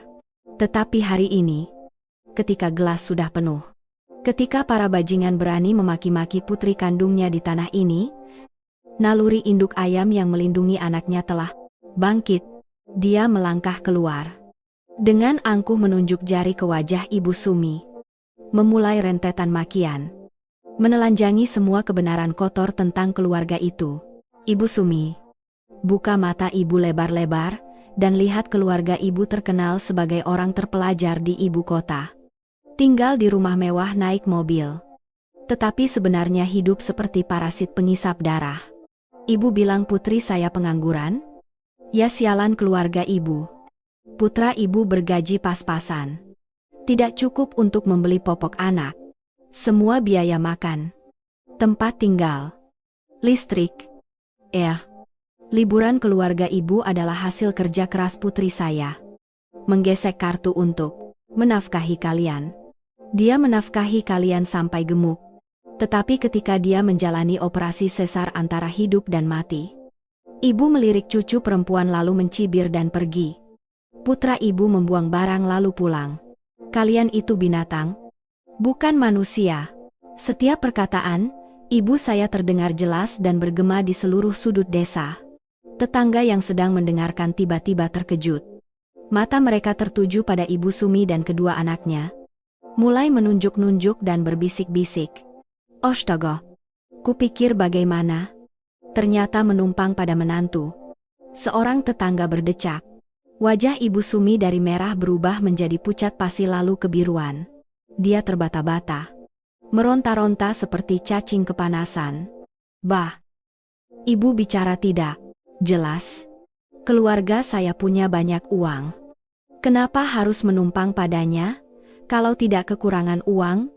Kenapa hari ini harus menyeret diri sampai ke sini menagih uang? Kenapa kartu diblokir saja listrik dan air di rumah ibu diputus? Supermarket mengusir ibu begitu saja, ibu saya menyeringai sinis. Langsung menusuk titik vitalnya. Saya beritahu ibu. Maya adalah darah daging saya. Di rumah ibu. Kalian menganggapnya sampah. Pembantu. Tetapi di sini dia adalah emas dan permata. Dia melahirkan anak perempuan, saya semakin senang. Saya tidak butuh cucu penerus untuk keturunan kejam keluarga ibu. Rizky melihat ibunya dihina. Marah. Hendak menyerang. Mengangkat tangan mengancam. Wanita tua itu. Tutup mulutmu, belum sempat dia menyelesaikan kalimatnya. Ayah saya sudah mengayunkan sapu lidi dengan keras melewati wajahnya. Memukulkannya ke tanah dengan suara brak keras. Debu beterbangan. Berani kamu menyentuh istri saya? Saya akan patahkan kakimu para parasit. Keluar dari rumah saya. Saya hitung dari 1 sampai 3. Kalau kalian tidak, pergi. Saya akan memanggil polisi desa untuk menangkap kalian atas tuduhan mengganggu ketertiban umum. Ibu Sumi dan kedua anaknya terdiam kaku. Mereka benar-benar terkejut dengan perlawanan sengit dari orang tua saya. Mereka terbiasa menindas saya sehingga berfantasi bahwa mereka bisa dengan mudah menginjak-injak keluarga saya. Tetapi hari ini, di hadapan dinding pelindung yang kokoh dari cinta seorang ibu dan ayah, topeng tak tahu malu mereka telah terkoyak, memperlihatkan mengendus wujud yang hina, lemah, dan sangat memalukan di hadapan seluruh warga desa. Mereka panik mundur. Mata Rizky berkedip-kedip. Panik mencari bayangan saya tanpa harapan. Di luar gerbang, kerumunan tetangga semakin banyak. Bisikan dan ejekan langsung menusuk Ibu Sumi dan kedua anaknya seperti jarum. Label besan dari Jakarta kini berubah menjadi parasit menantu. Rasa malu yang ekstrem membuat Ibu Sumi dan adik ipar saya Devi hanya bisa menunduk. Tidak berani mengucapkan sepatah kata pun lagi. Sedangkan Rizky, pria yang angkuh dan gengsi, semu itu, berdiri terpaku. Wajahnya pucat pasi. Tepat saat itu, saya memutuskan untuk keluar. Saya mengenakan pakaian rumah yang rapi. Kepala memakai topi rajut tipis. Wajah saya tenang dan dingin. Tidak ada sedikit pun tanda kelelahan seorang ibu yang baru saja melewati masa nifas. Di tangan saya tidak menggendong anak, melainkan memegang selembar kertas A4 yang tercetak rapi. Saya melangkah melewati halaman berubin. Berdiri tenang di samping orang tua saya. Mata saya menatap tajam ke pria pengecut yang pernah menjadi suami saya. Kamu sudah keluar. Ya, Rizky seperti mendapatkan pegangan. Dia mencoba mengembalikan tampilan kekuasaan palsunya. Berteriak, tetapi suaranya sudah sedikit bergetar. Kamu berdiri di sana melihat orang tuamu mempermalukan keluarga suami? Ya, bereskan barang-barangmu. Bawa anak pulang ke rumah sekarang. Masalah blokir kartu akan saya urus nanti. Saya tidak menjawabnya. Kesunyian saya seperti gunung es yang dilemparkan ke api kemarahannya yang membara. Saya perlahan mengangkat tangan, menyerahkan kertas A4 di depannya. Kamu tidak perlu repot-repot mengurus masalah kartu. Tanda tangani saja. Saya berkata dengan dingin. Nada suara saya tajam seperti memotong udara. Rizky melirik ke bawah. Tulisan cetak tebal surat permohonan cerai langsung menghantam matanya. Dia terkejut. Matanya terbelalak. Pupilnya menyempit. Ibu Sumi dan Devi juga ternganga.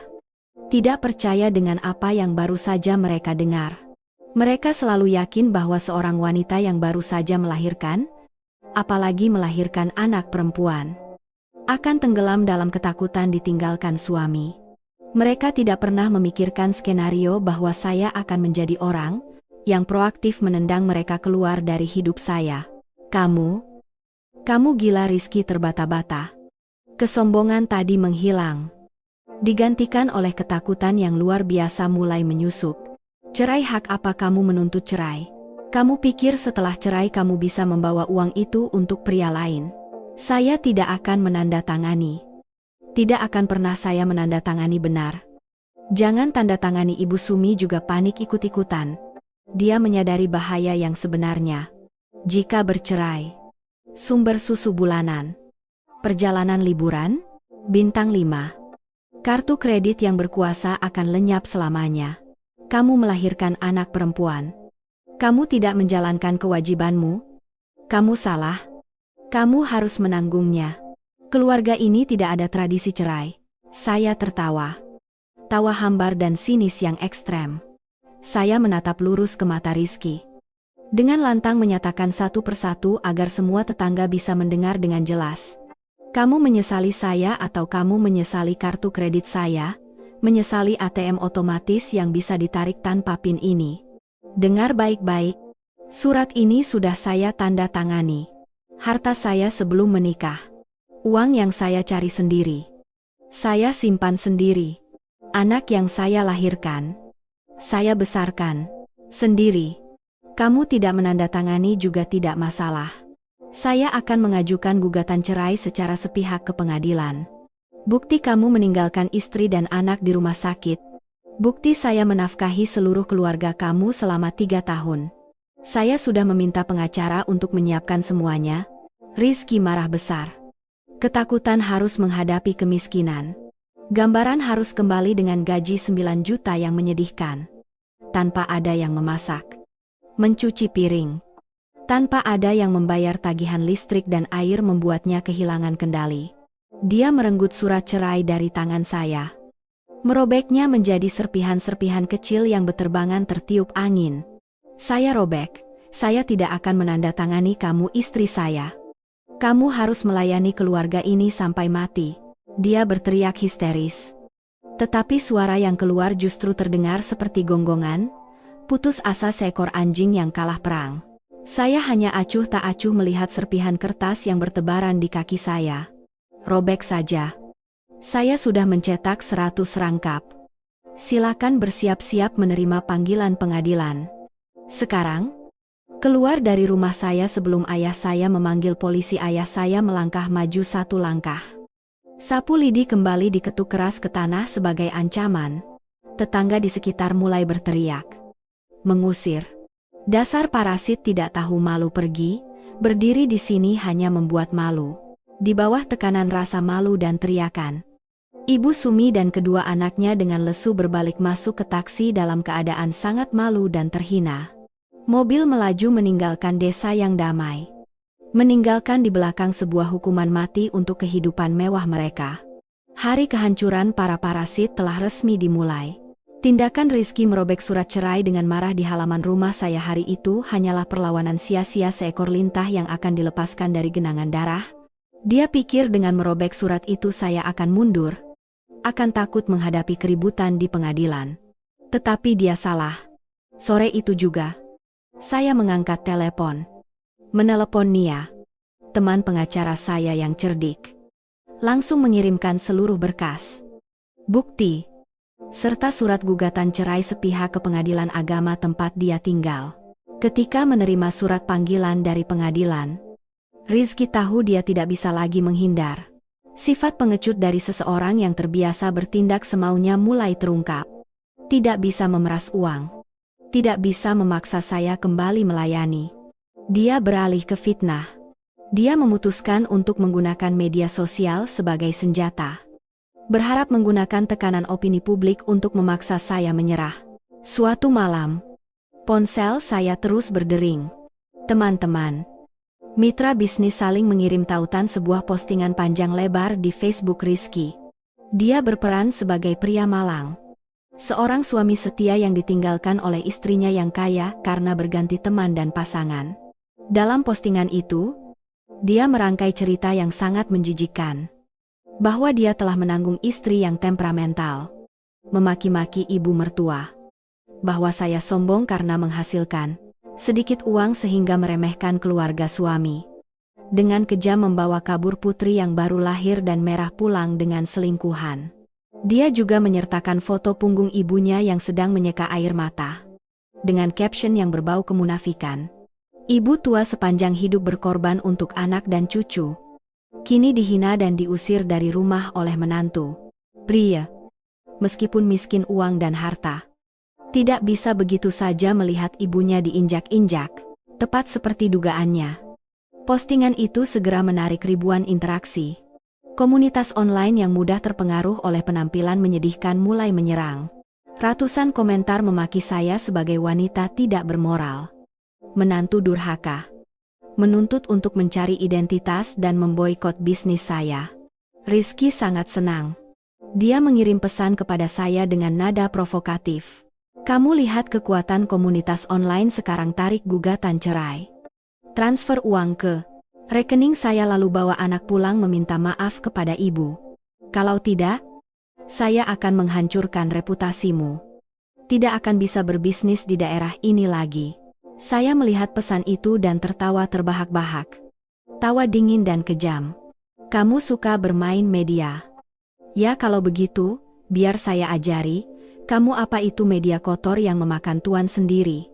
Ya, saya bergumam. Saya tidak peduli untuk memberikan klarifikasi di Facebook pribadi. Hal itu terlalu biasa dan mudah terseret ke dalam perang kata-kata yang kotor. Nia menyuruh saya untuk tetap diam. Sisanya biar dia yang urus. Hanya 2 jam setelah postingan fitnah Rizky menjadi trending. Sebuah akun anonim secara tak terduga mengunggah file PDF yang besar tepat di bawah komentar teratas postingan tersebut. File itu berjudul kebenaran tentang suami bergaji 9 juta dan ibu mertua parasit. Isinya adalah tamparan telak yang membuat siapapun yang membacanya merinding. Itu adalah rekening koran bank yang merah cerah yang berisi informasi sensitif. Membuktikan aliran uang puluhan juta setiap bulan dari rekening saya ke kartu tambahan Ibu Sumi untuk pergi ke spa dan membeli barang-barang bermerek. Itu adalah tagihan pembayaran listrik. Iya. Internet. Dan biaya minum-minum Rizky yang semuanya saya bayar. Yang lebih mengerikan. Akun anonim itu juga mengunggah kwitansi pembayaran biaya operasi sesar atas nama saya. Disertai rekaman suara Rizky yang memaki-maki saya. Mengatakan melahirkan anak perempuan hanya buang-buang uang. Jangan banyak mengeluh. Lalu dia membanting pintu dan pergi malam itu juga saat saya baru saja kembali dari ambang kematian. Terakhir adalah serangkaian tangkapan layar, pesan-pesan ancaman dan pemerasan kotor dari ibu dan putranya. Angin berbalik secepat kilat. Komunitas online ketika melihat bukti-bukti kuat yang tak terbantahkan, langsung berbalik. Mereka tersadar. Menyadari bahwa mereka baru saja diperdaya oleh seorang pria yang menumpang pada istrinya. Ribuan orang menyerbu halaman pribadi Rizky. Melontarkan makian yang 100 kali lebih kejam. Ya Tuhan. Pria macam apa bergaji 9 juta berani traktir ibu liburan bintang 5 dengan uang istri, dasar pengecut. Istrinya operasi sesar, terbaring di sana malah pergi meninggalkan istri sendirian. Kamu itu binatang. Bukan manusia. Sudah menumpang malah berperan sebagai korban. Hidup kotor begini ya Tuhan, juga akan meludahi wajahmu. Rizky panik luar biasa. Dia tidak bisa menghapus komentar. Tidak sempat memblokir pengguna. Ponselnya dibanjiri pesan-pesan makian dari orang asing. Sampai sore hari berikutnya. Rekan-rekan kerjanya di kantor juga tahu cerita itu. Menunjuk-nunjuk dan berbisik-bisik membuat dia malu, tidak berani mengangkat kepala. Tidak tahan dengan tekanan. Dia buru-buru menghapus postingan. Memblokir akun Facebooknya dan kembali menghilang. Perang di media sosial berakhir dengan cepat dengan rasa malu dan kehinaan yang menimpa pria yang gengsi semu itu. Dia menyadari bahwa permainan kotornya tidak ada bedanya dengan tindakan menggali kuburan sendiri sebelum hari persidangan. Hari persidangan perceraian juga merupakan hari ketika Jakarta dilanda angin musim. Langit mendung dan kelabu. Persis seperti wajah Ibu Sumi dan putranya saat memasuki lobi pengadilan agama, mereka tidak lagi memiliki sikap sombong dan angkuh seperti hari mereka menyerbu kampung halaman saya untuk membuat keributan. Ibu Sumi mengenakan pakaian gelap, rambutnya acak-acakan, berjalan lesu di belakang Rizky. Rizky tampak lusuh. Matanya cekung dan bengkak karena malam-malam tanpa tidur dan hari-hari dihujat oleh komunitas online. Saya melangkah masuk ke ruang sidang dengan sikap yang sama sekali berbeda. Saya mengenakan setelan krem elegan. Rambut digulung rapi. Wajah saya bermakeup tipis memancarkan kepercayaan diri dan kebanggaan seorang wanita yang telah sepenuhnya melepaskan beban berat.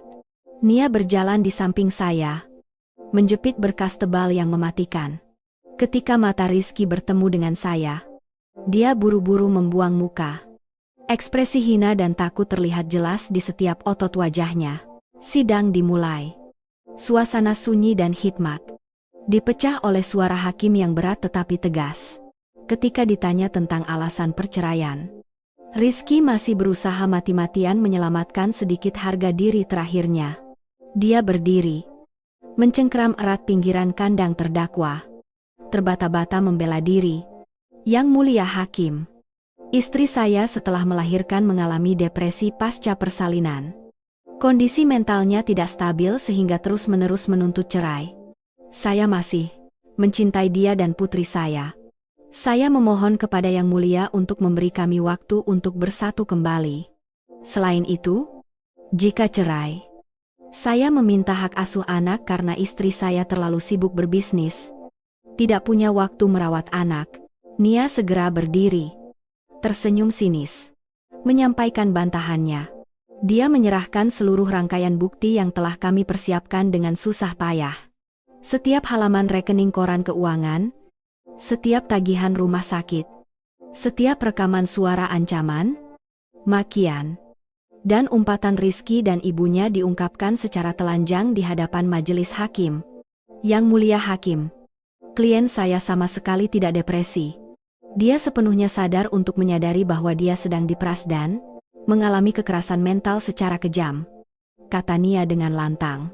Saudara Rizky dengan penghasilan 9 juta rupiah per bulan, tanpa aset, serta memiliki perilaku meninggalkan istri dan anak saat melahirkan. Sering menggunakan kata-kata ancaman dan hinaan terhadap istri. Sama sekali tidak memiliki kelayakan moral maupun kemampuan finansial untuk mendapatkan hak asuh anak. Rizky berdiri kaku. Kata-kata pengacara seperti tamparan berapi-api dan berturut-turut di wajahnya. Hakim membolak-balik berkas. Sedikit mengerutkan kening. Tatapan tegasnya menatap Rizky sehingga dia menarik lehernya. Setelah waktu pertimbangan, keputusan akhir diumumkan dengan tegas. Pengadilan mengabulkan permohonan cerai sepihak saya mengenai harta gonogini. Karena apartemen dan mobil keduanya atas nama saya dan terbukti dibeli dengan uang pribadi sebelum masa pernikahan. Rizky tidak mendapatkan sepeser pun. Hak asuh anak sepenuhnya milik saya. Rizky dicabut hak asuhnya. Namun sesuai hukum, dia memiliki kewajiban untuk menafkahi anak sebesar 2 juta rupiah setiap bulan. Mendengar bagian harus mengeluarkan uang untuk menafkahi, sifat pelit dan picik Rizky langsung muncul. Dia panik mengangkat tangan, merengek kepada hakim dengan suara paling menyedihkan. Yang mulia hakim, mohon pertimbangkan lagi untuk saya. Gaji saya cuma 9 juta rupiah. Saya juga harus membayar sewa rumah. Harus menafkahi ibu tua yang sakit. Sekarang disuruh membayar 2 juta untuk nafkah. Saya mau hidup pakai apa? Istri saya itu menghasilkan miliaran. Dia tidak kekurangan uang, kenapa harus menyuruh saya membayar? Saya mohon untuk menangguhkan uang nafkah. Yang mulia, seluruh ruang sidang hening. Beberapa panitera dan hakim anggota sedikit menggelengkan kepala jijik melihat kehinaan seorang pria yang mengenakan celana pendek. Saya perlahan berdiri. Punggung tegak lurus. Mata saya menatap lurus ke wajah mantan suami saya dengan rasa jijik yang ekstrem. Saya berbicara dengan suara jelas, bergema di seluruh ruangan. Yang mulia hakim, tidak perlu memaksa dia. Saya secara resmi menolak menerima uang nafkah sebesar 2 juta rupiah per bulan dari saudara Rizky. Uang saya cukup untuk memberikan putri saya kehidupan yang paling makmur. Saya tidak membutuhkan sepeser pun uang sumbangan dari seseorang yang tidak memiliki kemampuan dan kurang memiliki etika sebagai seorang ayah. Mulai sekarang, saya ingin memutuskan semua ikatan hukum dan moral dengan keluarganya. Rizky terdiam kaku. Mulutnya ternganga. Dia pikir saya akan memaki-maki dan menuntut uang. Tetapi penolakan dingin dan tegas saya justru merupakan penghinaan paling kejam. Pernyataan itu berarti bahwa dia sepenuhnya dihapus dari kehidupan saya dan putri saya. Tidak lagi memiliki nilai apapun. Bahkan yang terkecil sekalipun.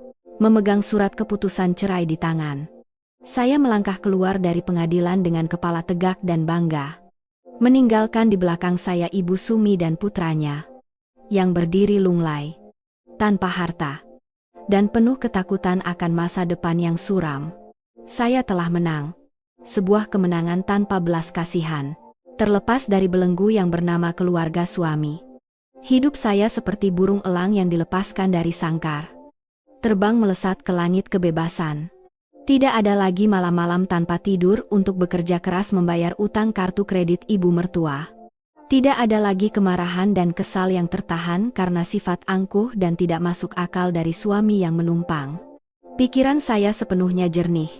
Saya mencurahkan 200% energi dan kecerdasan saya untuk mengembangkan sistem, platform online saya. Tepat seperti pepatah. Gadis yang sudah punya anak. Semakin cantik, kemandirian dan kemandirian finansial membuat saya semakin bersinar. Tajam. Pendapatan dari kontrak iklan dan penjualan di platform saya meledak kuat. 3 hingga 4 kali lipat dari sebelumnya. Hanya dalam waktu 6 bulan setelah perceraian. Saya sendiri berhasil membeli sebuah villa di kompleks perumahan mewah, dengan halaman yang penuh mawar. Putri saya hidup seperti seorang putri, kecil. Memiliki pengasuh, mengenakan gaun indah, tumbuh dalam tawa ceria, tanpa harus menanggung sedikit pun penolakan. Namun di dunia lain, tidak jauh dari tempat saya tinggal, kehidupan Ibu Sumi dan putranya justru tergelincir ke dalam terowongan gelap tanpa jalan keluar. Setelah diusir dari apartemen mewah saya, mereka terpaksa pindah dan tinggal sementara di sebuah apartemen lama yang lembab yang sebelumnya disewakan. Sumber susu bantuan lenyap selamanya. Kenyataan pahit menghantam mereka dengan pukulan yang membuat mata mereka berkunang-kunang. Gaji 9 juta rupiah Rizky sebelumnya hanya digunakan untuk minum kopi dan minum-minum. Kini harus menanggung seluruh biaya listrik, makan, dan kebutuhan hidup ketiga mulut yang harus diberi makan. Termasuk Ibu Sumi dan adik perempuannya yang tidak berguna. Kemewahan berakhir. Hidangan lobster dan daging sapi wagyu hilang sepenuhnya. Digantikan oleh hidangan sederhana dengan semangkuk tumis kangkung, sepiring tahu bumbu tomat yang minim, dan beberapa ons daging babi berlemak yang kurang daging. Tanpa kartu kredit saya, Ibu Sumi tidak bisa lagi mengikuti perjalanan wisata mewah. Tidak ada lagi gaun sutra untuk pamer. Kelompok teman-teman pensiunannya melihat dia miskin dan berutang. Lalu menunjukkan sikap dingin dan perlahan-lahan mengeluarkannya dari kelompok. Rasa malu, keterbatasan, dan kesulitan mulai menggerogoti ikatan ibu dan anak yang sebenarnya hanya dibangun di atas dasar materi yang fana. Konflik internal meledak hebat. Suatu malam musim panas yang terik. AC lama di rumah rusak. Tidak ada uang untuk memanggil tukang reparasi. Hidangan di meja hanya ada semangkuk sup bening dan sepiring ikan asin. Ibu Sumi mengambil sepotong ikan, mengunyahnya dengan malas lalu membanting sumpitnya ke meja. Mulai lagu makiannya kepada putra kesayangannya. Lihat hidupmu ini. Apa namanya hidup? Seorang pria dewasa tapi tidak becus dan tidak berguna.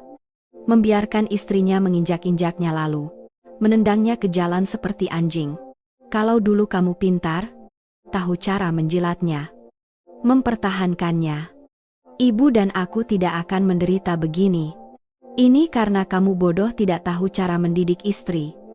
Tidak tahu cara mempertahankan istri. Rizky yang seharian bekerja lelah, Dimarahi atasan. Pulang ke rumah lagi mendengar ibunya mencela. Amarah dalam dirinya langsung membara. Dia membanting mangkuk nasinya. Piring pecah. Butiran nasi putih berhamburan di meja. Dia berani melawan ibunya. Matanya dipenuhi urat darah merah. Ibu diam, ibu pikir ibu tidak bersalah. Dulu waktu dia melayani ibu selalu mencela. Waktu dia melahirkan, ibu mengutuknya melahirkan anak perempuan lalu pergi. Dia benci. Sikap kejam ibu itu. Kalau ibu bisa mengurangi bicara, mengurangi belanja boros, keluarga ini tidak akan hancur. Sekarang habis uang ibu malah menyalahkan saya. Ibu Sumi sangat marah sampai dadanya sesak. Memegangi jantungnya terengah-engah. Lalu menampar Rizky keras di pipi. Kamu berani kurang ajar pada ibumu? Dasar anak durhaka. Rizky mendorong ibunya hingga terjatuh ke sofa reyot. Mengumpat lalu meraih kunci sepeda motornya dan pergi keluar rumah di tengah kegelapan malam. Saling menyalahkan menjadi satu-satunya makanan rohani yang mereka berikan satu sama lain setiap hari. Mereka seperti binatang-binatang lapar yang dikurung dalam satu kandang. Tidak bisa keluar mencari mangsa. Maka mereka saling menyerang sesama. Dan itu baru awal dari kehancuran yang tidak bisa diperbaiki. Tekanan hidup, ditambah hinaan dari ibunya. Rasa jijik dari teman-teman dan rekan kerja mengubah Rizky menjadi penderita gangguan mental. Dia sangat menginginkan uang.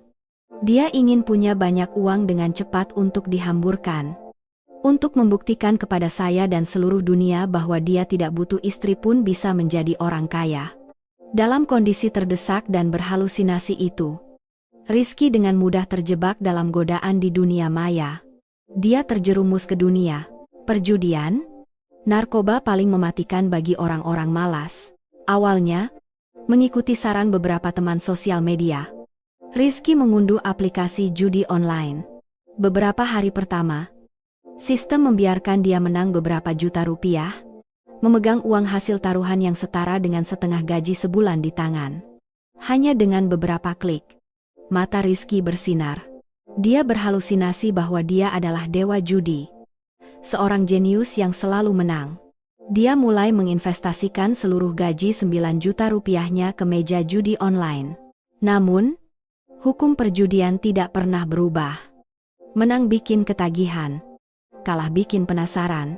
Ketika sistem mulai mengerem, Rizky kalah beruntun.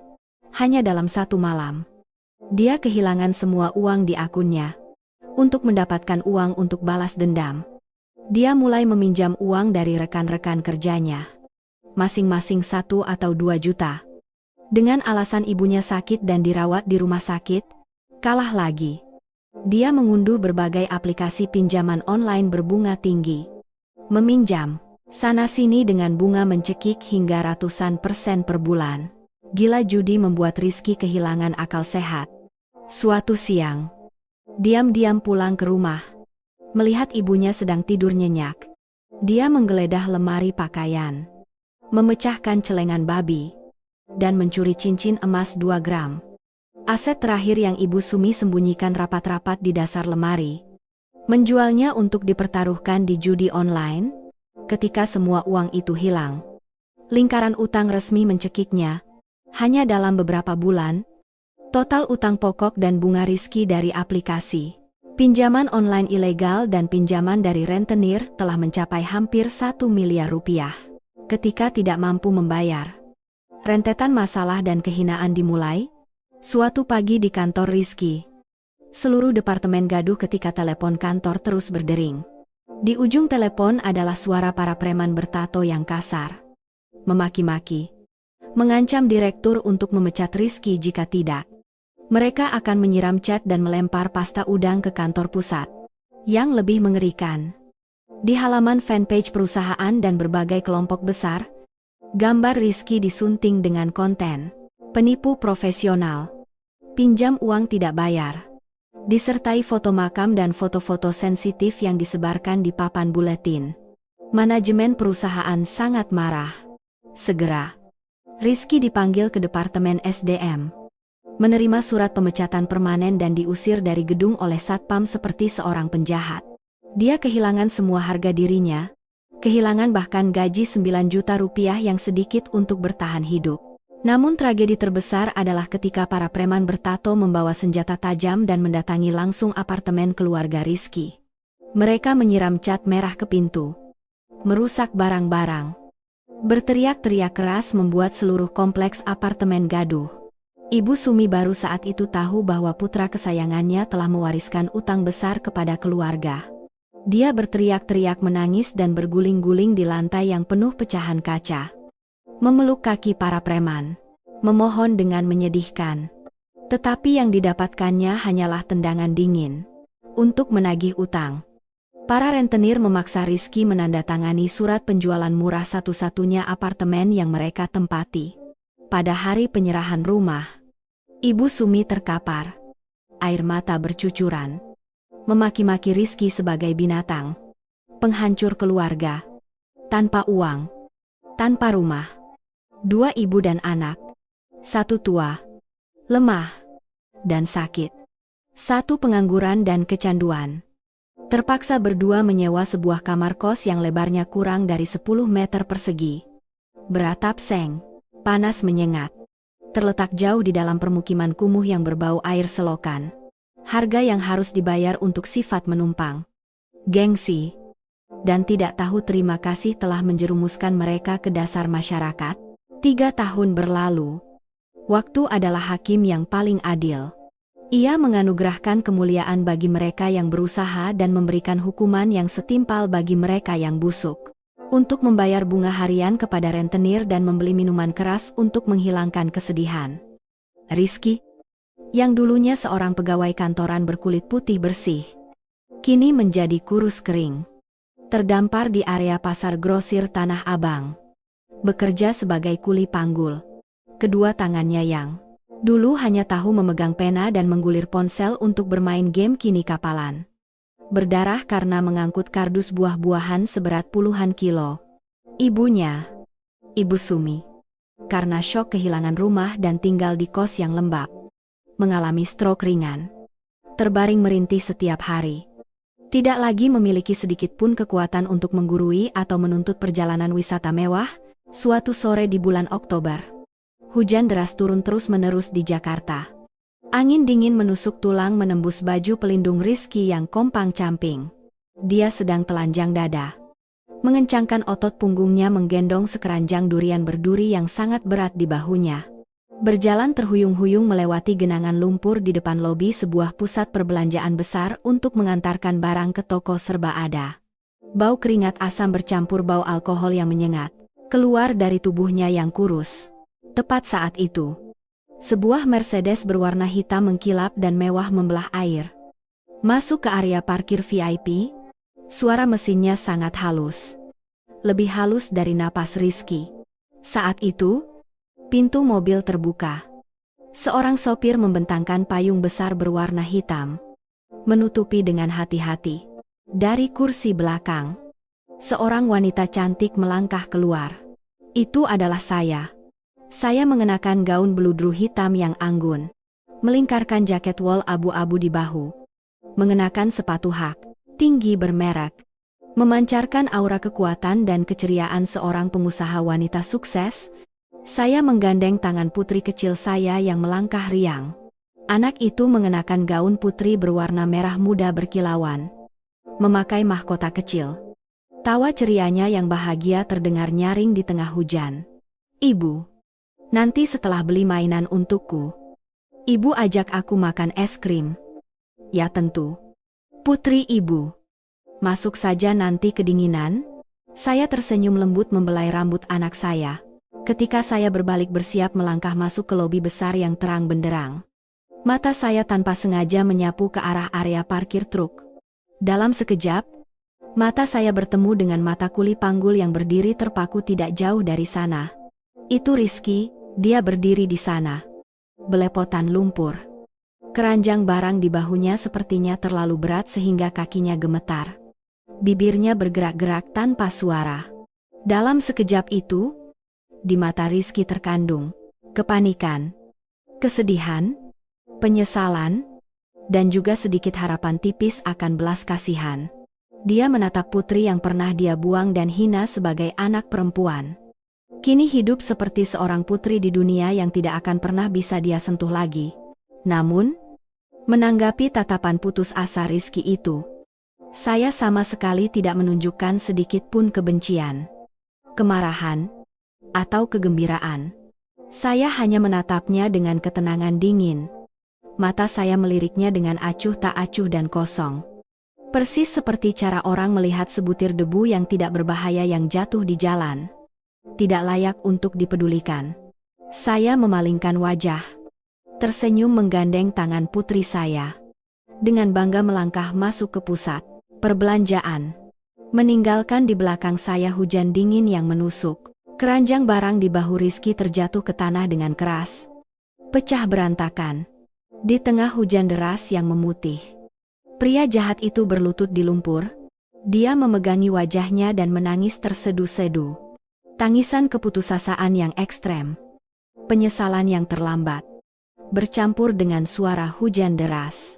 Dia akhirnya mengerti bahwa hukuman paling kejam di dunia ini bukanlah dibalas, melainkan dilupakan sepenuhnya oleh orang yang pernah dia injak-injak. Hidup, bersinar dan menganggap dirinya sebagai orang yang sudah mati. Wanita terlahir bukan untuk bersabar dan menderita. Pengorbanan tanpa syarat untuk orang yang salah hanya akan menciptakan orang-orang yang tidak tahu terima kasih dan rakus. Terima kasih bapak-bapak, ibu-ibu sekalian telah mengikuti dan menemani cerita ini. Bagaimana pendapat bapak-bapak? Ibu-ibu tentang keputusan Maya, silakan tinggalkan komentar agar kita bisa merenungkan bersama. Jangan lupa menekan tombol subscribe channel ini untuk mendukung dan menantikan cerita-cerita selanjutnya. Semoga bapak-bapak, ibu-ibu sekalian selalu damai dan bahagia.